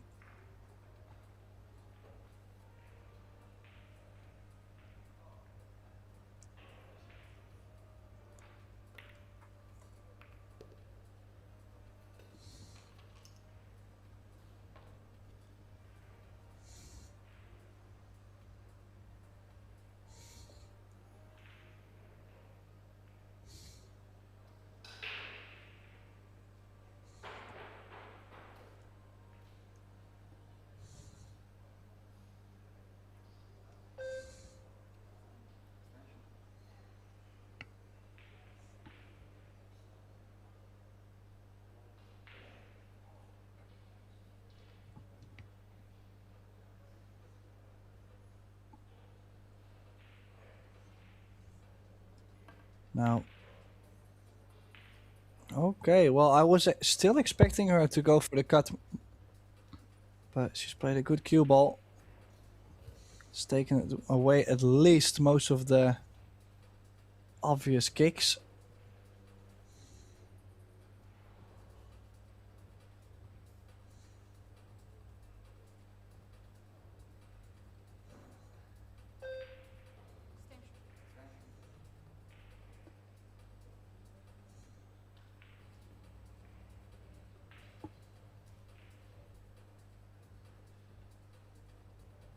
I can see a 2 rail kick,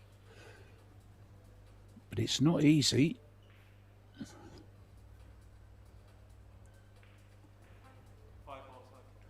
I would have gone top short rail, side rail. Which way would you go, Tim, out of interest? I was thinking about the bottom short rail with a lot of right spin, like create an angle. But oh, she's found a window between the 10 and the 2. This is a nifty little hit there on the 1. Did very, very well to hit that.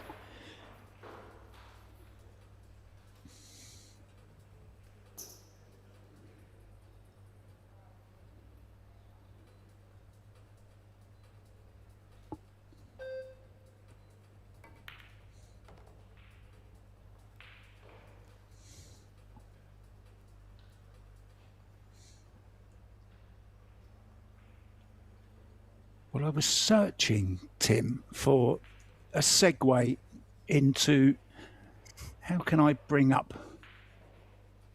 the new event in San Antonio. Well, I saw somebody sat in the audience with a pro level t-shirt on, you know the ones, and then I actually spotted someone in the chat called Pro Level, and they are in fact from Texas.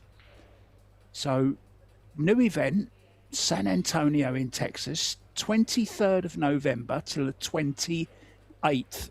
So there you go, Pro Level. You can nip along. Got the Women's Open.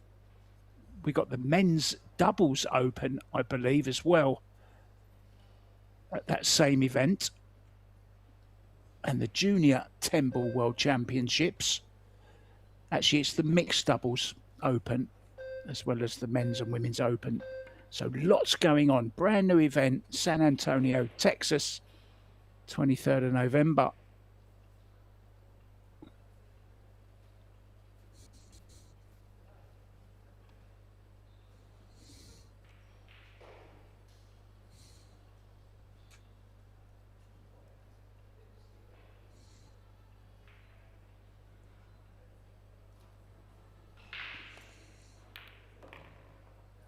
Now, again, Pia at the table. Thinks a bit longer. Long 2-ball, now longer 3-ball.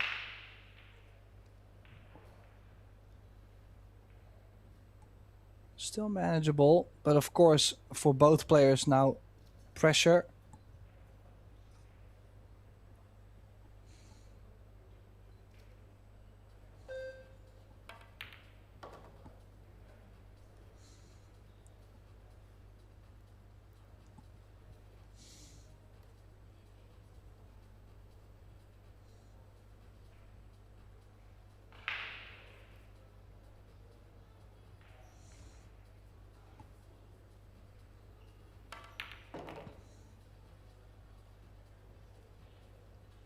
Well, I think, Tim, if Pia can get through this match, she'll be mighty relieved.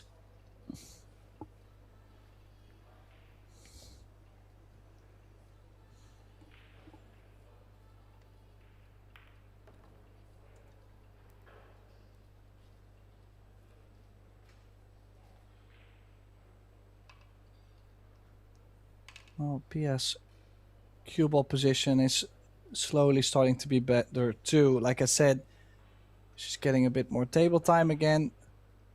So stroke starts to be more fluent and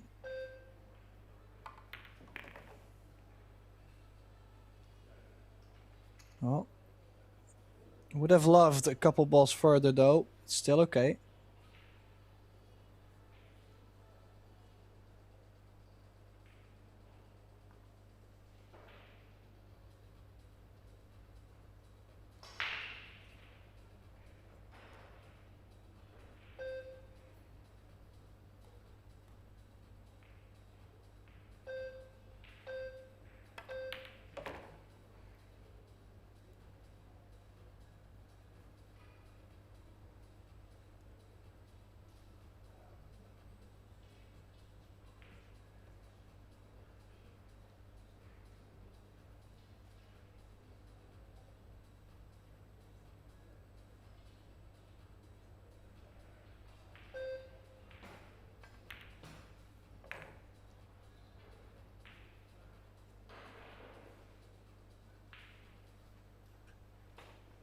Yeah, great run out.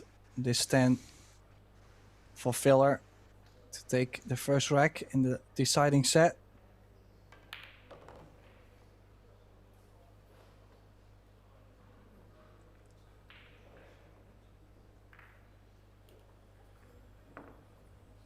Yeah, now Muramatsu losing quite some racks on the spin. I think it is also 4 on a spin now for filler.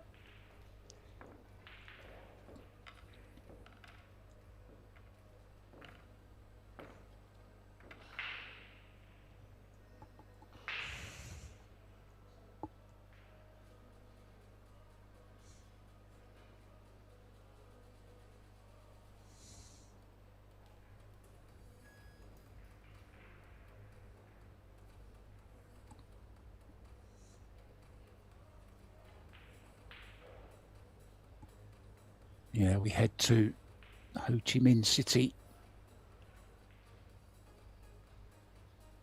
later on as well. 19th of September to the 26th. We'll have the women's 9-ball open. We'll have the box billiards mixed doubles open. And of course the men's World 10-ball championships, sponsored by Simonis. That's coming up for you in September, followed by Indonesia. More of that later. Back to the action. One him.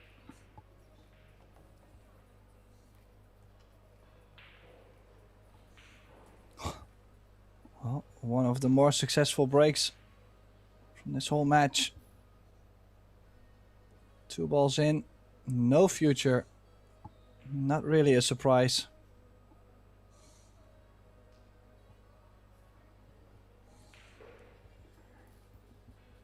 That's where you want the cue ball in the middle of the table, isn't it? Would have been nicely on the 2.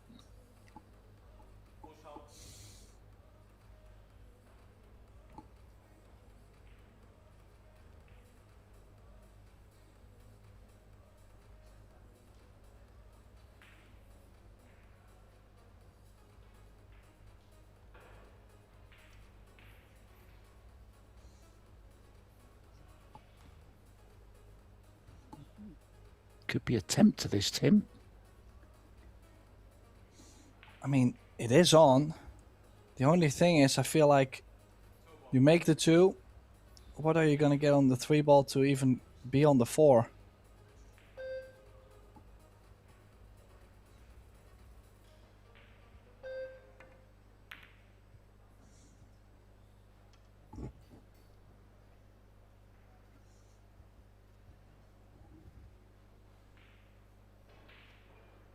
Yeah, the possible 4-7 combo, of course, is on.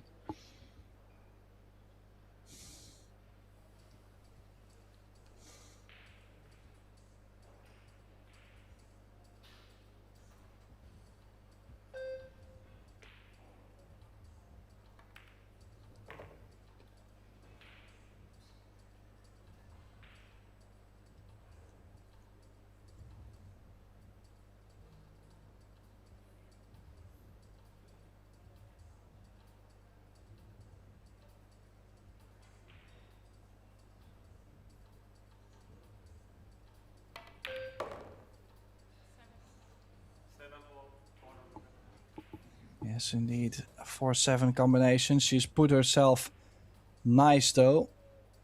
A little bit further or shorter would have made this a bit ugly. But prime shape on the combination.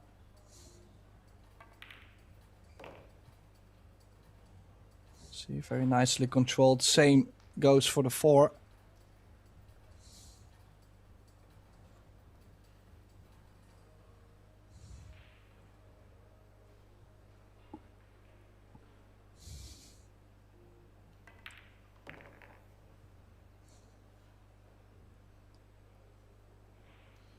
Yeah, looking to find the same form she had in the first set. Just scrap the 2 misses she had on the 8 or the 9. If she can do that, I think she's going to run away with this set. But we just don't know. We were surprised back then too, Mark.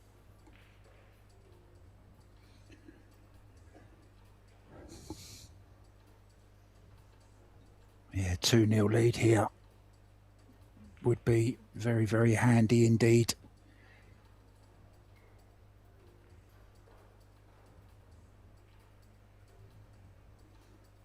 Still anybody's match, though. I get the feeling it's not going to be plain sailing. And there you go. This is out of position already, Tim.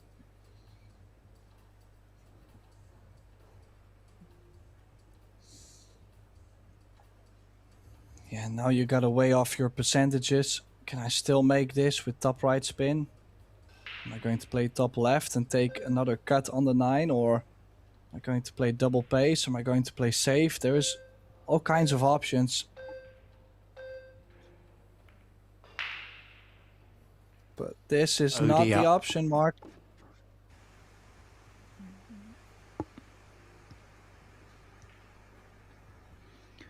Well, I can't really find an excuse for that. I'd love to have an excuse, but I can't think of one. Can you, Tim? It was just a poorly judged shot. I mean, there was no pressure on it. Maybe she was a little bit annoyed that she didn't get on the 6 ball. But well, definitely the angle. The angle she's given herself, that's frustrating one. But like I said, if she can stop making those mistakes near the end of the rack, I actually think Pia's playing well, but simply cannot give ball in hand on 3 balls or leave the 8 or the 9 on the table. Yeah, just very uncharacteristic of Pia. I mean, I was saying at the beginning how much I think she's improved over the last couple of years. And I think she was favourite coming into this match, to be honest. Should have won the first set, but let it slip with a couple of misses. Should have been throw up there, really. Now it's 1-1.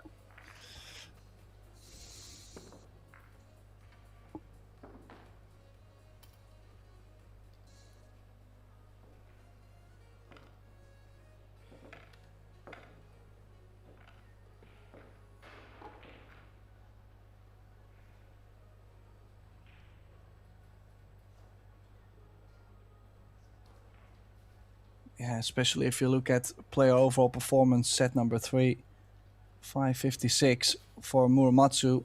So Pia, till this point, was the favorite in the third and deciding set.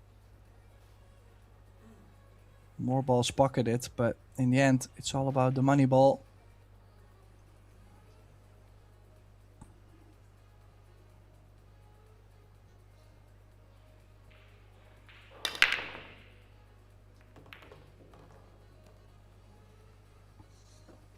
Well, and then now, out of the blue, 4 balls going in. She's got shape on the 2. Wide open layout. I don't know what she's done there, but I would say find a way to do it over and over. Now, this is a cut on the 2 into the middle. Low left spin. The left, okay, is going to bring the cue ball a bit thicker into the 2. But it also throws the 2 ball more to the right towards the towards the middle. So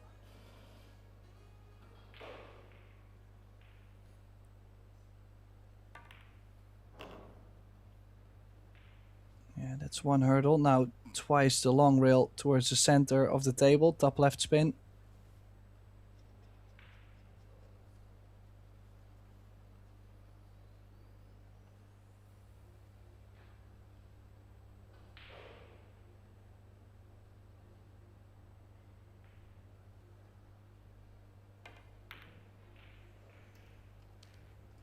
And there is a mistake. Oh, what a mistake. Make 4 balls on the break. You were actually in prime shape on the 3 ball to hang that 3 ball. And I mean, how can you not love any of those layouts, Mark? I mean, 5 balls on the table. Well, did you see how quick Pia Filler got out of her chair like a greyhound out of the traps?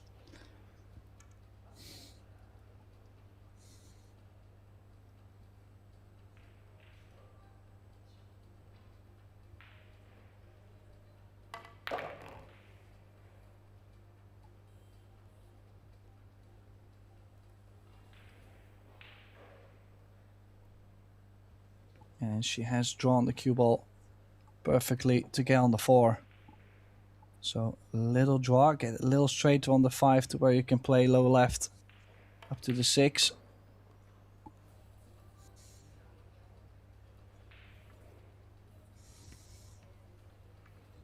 Would be getting away with one in this rack, I feel.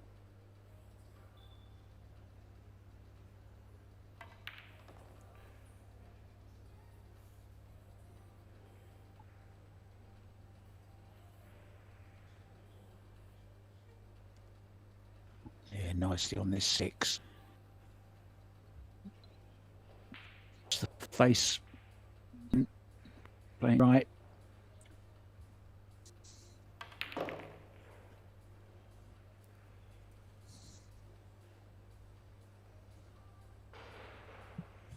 Well, cue ball did land on the rail.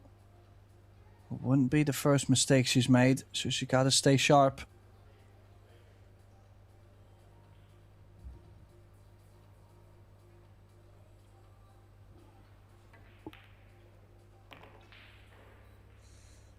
But nice and clean. Takes the lead again, 2-1. 1 rack away to secure at least a shootout. But I'm sure that's not what she's playing for.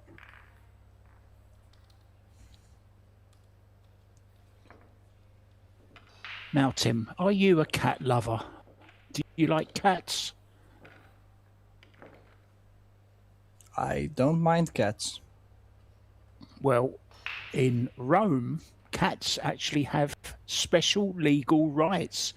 According to local law, if a group of 5 or more cats lives together in an urban area without human ownership, they constitute a feline colony. These colonies are protected by law, meaning that cats can never be evicted from those houses, and they are legally allowed to roam wherever they please, including historic ruins like the Torre Argentina. So have got a right in Italy.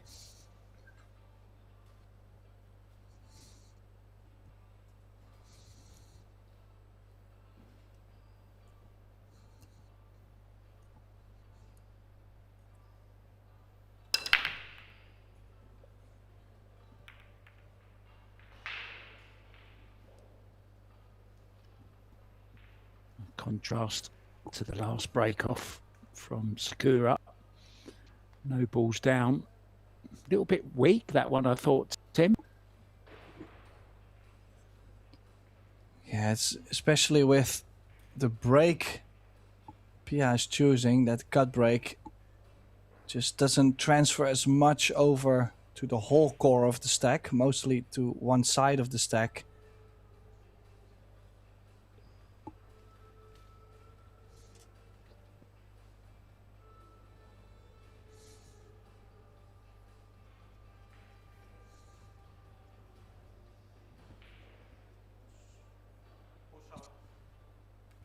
Well, if she's pushing into this corner, it's going to leave rather an easy safety for Pia.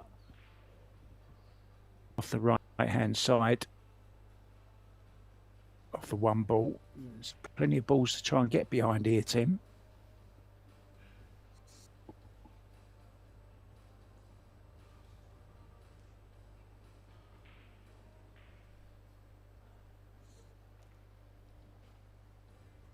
Yeah, I cannot imagine her going aggressive here.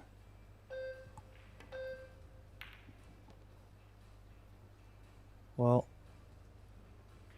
I mean, I might have lost the plot, but I really don't see any reason why you would go aggressive, Mark.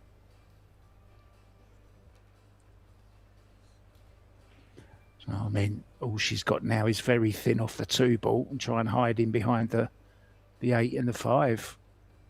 It's got to judge the pace right.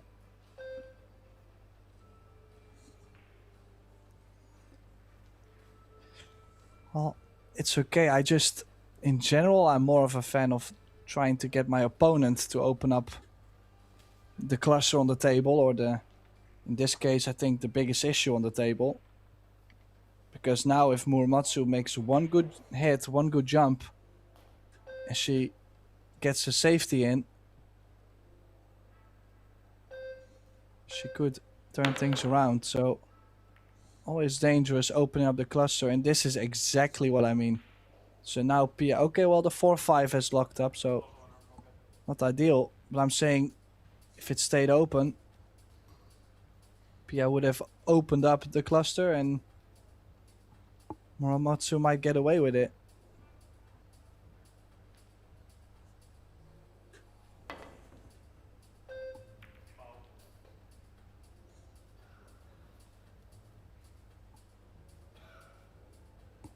Seen a few of those misses, Tim, in the first couple of matches that we've commentated on.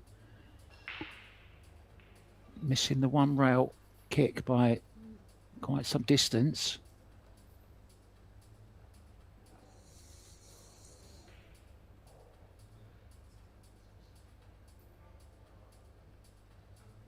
I wonder, is she considering a flick off the 5 here?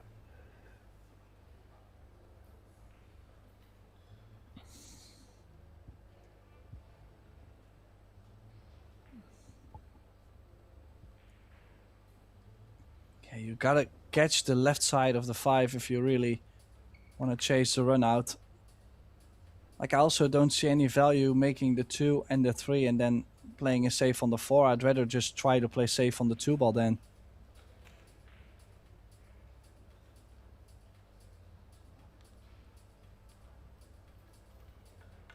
Yeah, I thought with ball in hand she might have gone a little bit aggressive there, Tim. You've been very unlucky not to have a look afterwards. I mean, a slight chance you get hooked behind the 5 and the 4. Now she's added another ball to the club. And said that she might. It's the 4 on. That little nudge from the 6 into the 5 might have given her a bank on the 4. And that's the thing, when you start to pocket the 2 and the 3 ball, there is no way back. You in this case, I just don't feel like it makes any sense to play safe. But there's no bank, so she will have to hit this thin and try to get the 9 in between. Oh, not that thin.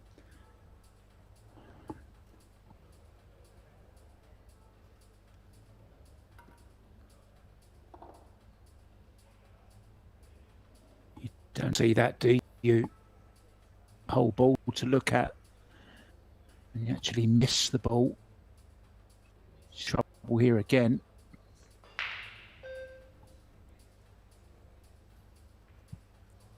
This also, the cue ball had to be at least all the way over to the right long rail. Because this one rail kick is quite decent, even if you have to play with a little bit of spin to go into it. I give her a big chance to make a decent hit on the 4.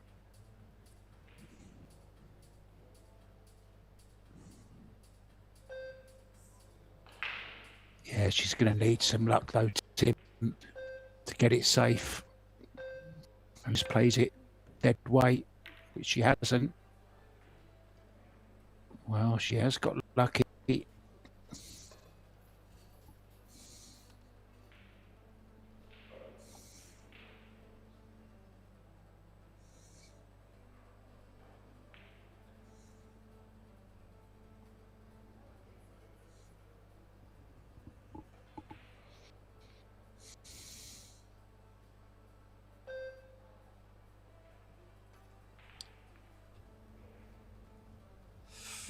Well, this is on.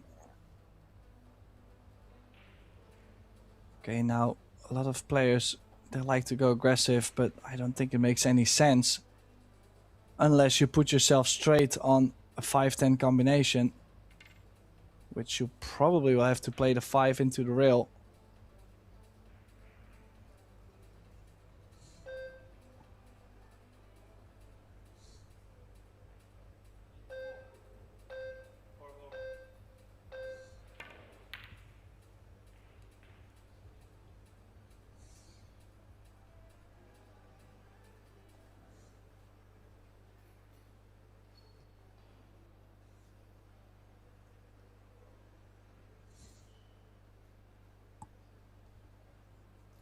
Well, she did get a good 4 ball.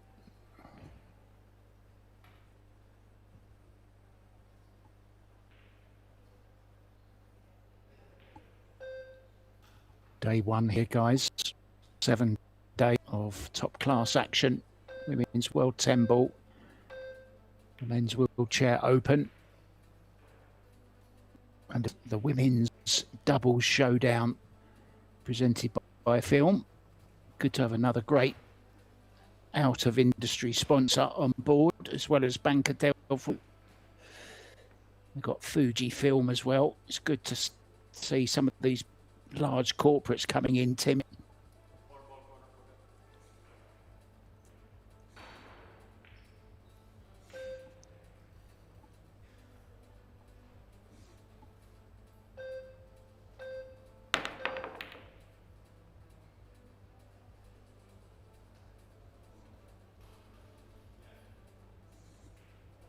Well, here's the chance, but still, like I said, that 4 and the 10, just awful. And by the way, I agree.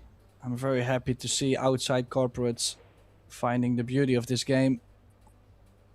And definitely the characters of the players too, you know, like for some of the people, they look at pool and they just see 10 balls on the table and a guy that pockets one after another. But when you dive into the world of billiards, actually, not just pool, you get to find out many different styles, strokes, characters, personalities, a bunch of it.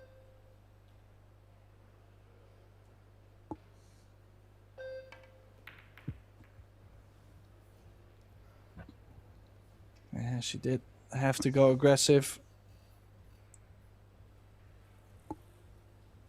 And this now a lot easier on the 10. The 10 does come back up. But at least you have a chance. Make the carom, go real first off the 10. Maybe you'll get on the 5.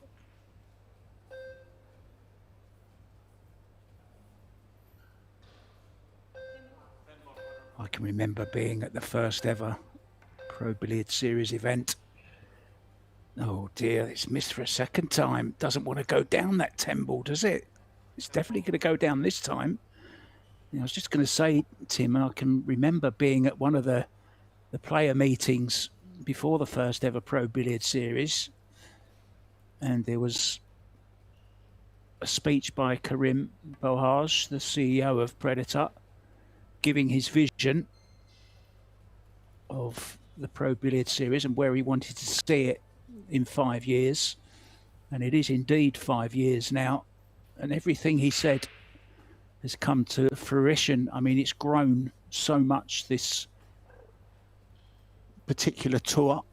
A lot of people didn't like the format when it started, but fans and players alike are now really warming to it.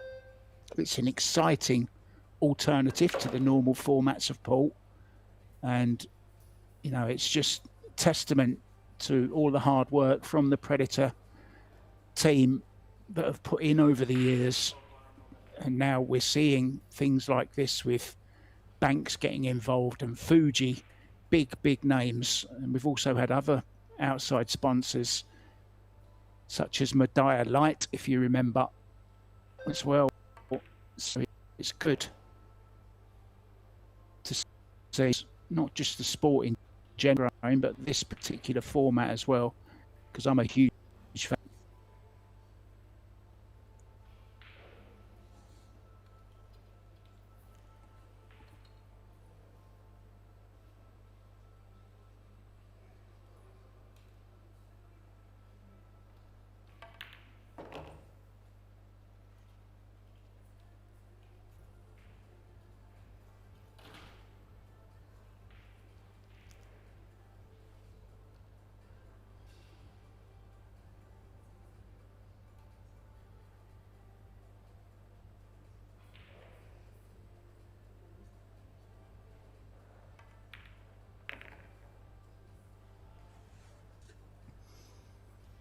That mistake for Muramatsu. I think she was really trying to slice the 5 into the 10. A bit steep. Gotta say, a little bit on the wrong side of this 9. But she will be shooting at the 10 to get at least a shootout guaranteed. And also 1 rack closer to stay into the winner's side bracket.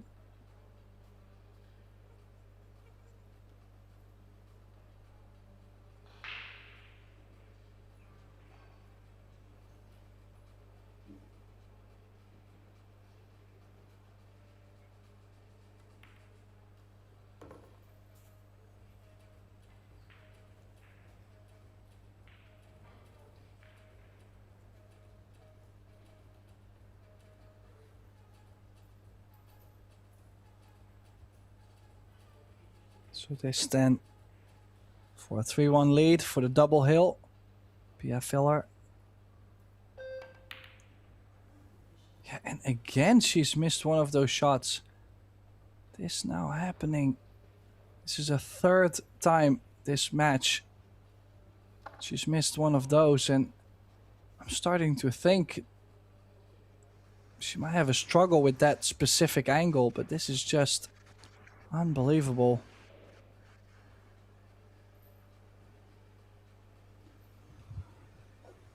Well, the only thing I can think of, Tim, is jet lag. Oh, she's really been let off there. I know a lot of the players that were playing in the World 8 Ball in Wisconsin, their flights were actually cancelled because of a tornado. There's somebody taking our picture there, look, Tim. Yeah, definitely Well, a crucial point in this match.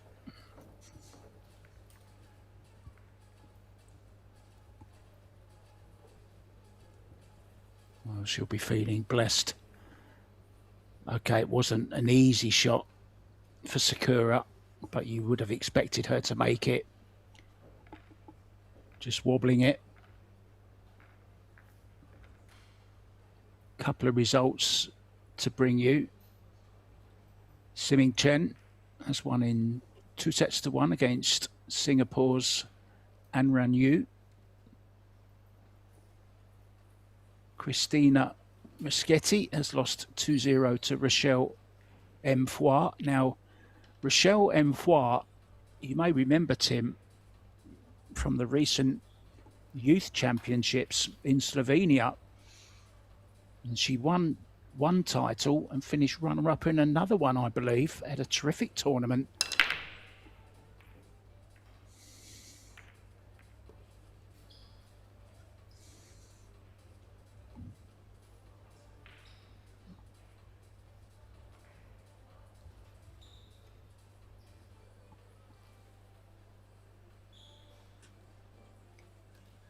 Yeah, and of course, now with Muramatsu missing the 10, all the momentum going Filler's way.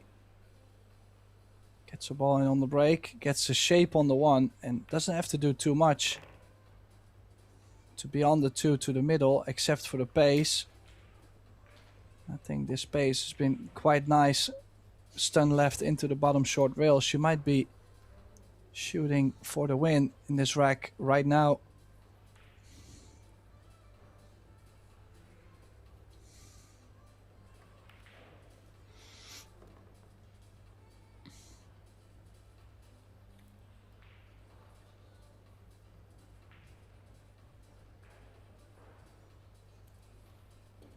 I've got a theory, Tim, on why Pia Filler is chewing gum in this third set, but she wasn't in the first one. We have our fellow commentator on site, George Teachea. He spent his life working for Wrigley's, and I reckon he's still got a stash that he carries around with him for emergencies, and I reckon he's given a pack of it to Pia Filler, saying, go on, that'll change your luck.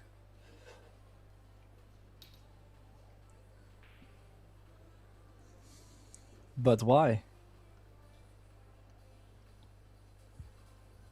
I don't know. It must be special chewing gum, Tim.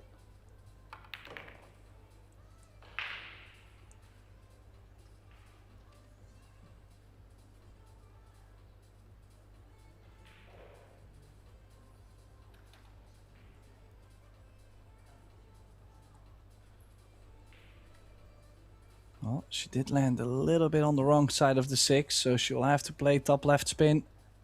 Not too much left. Maybe from this angle, just top spin will work. Could go for 2 rails, short rail, left long rail towards the 7. That works too, a little bit more left. Depends. I feel like the shot clock has been getting to her a little bit though.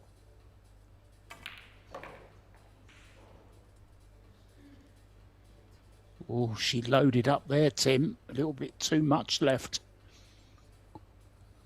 Either that or she didn't get through the ball enough and expected to be further down the table. But this is very, very missable now. She's missed easier balls than this in this match.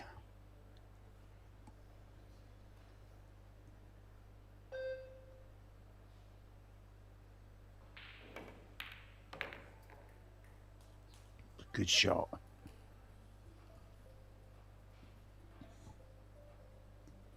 Gonna have to come with a big draw here, Tim, I think. A bit of low left. Unless she wants to leave the cue ball where the 8 is.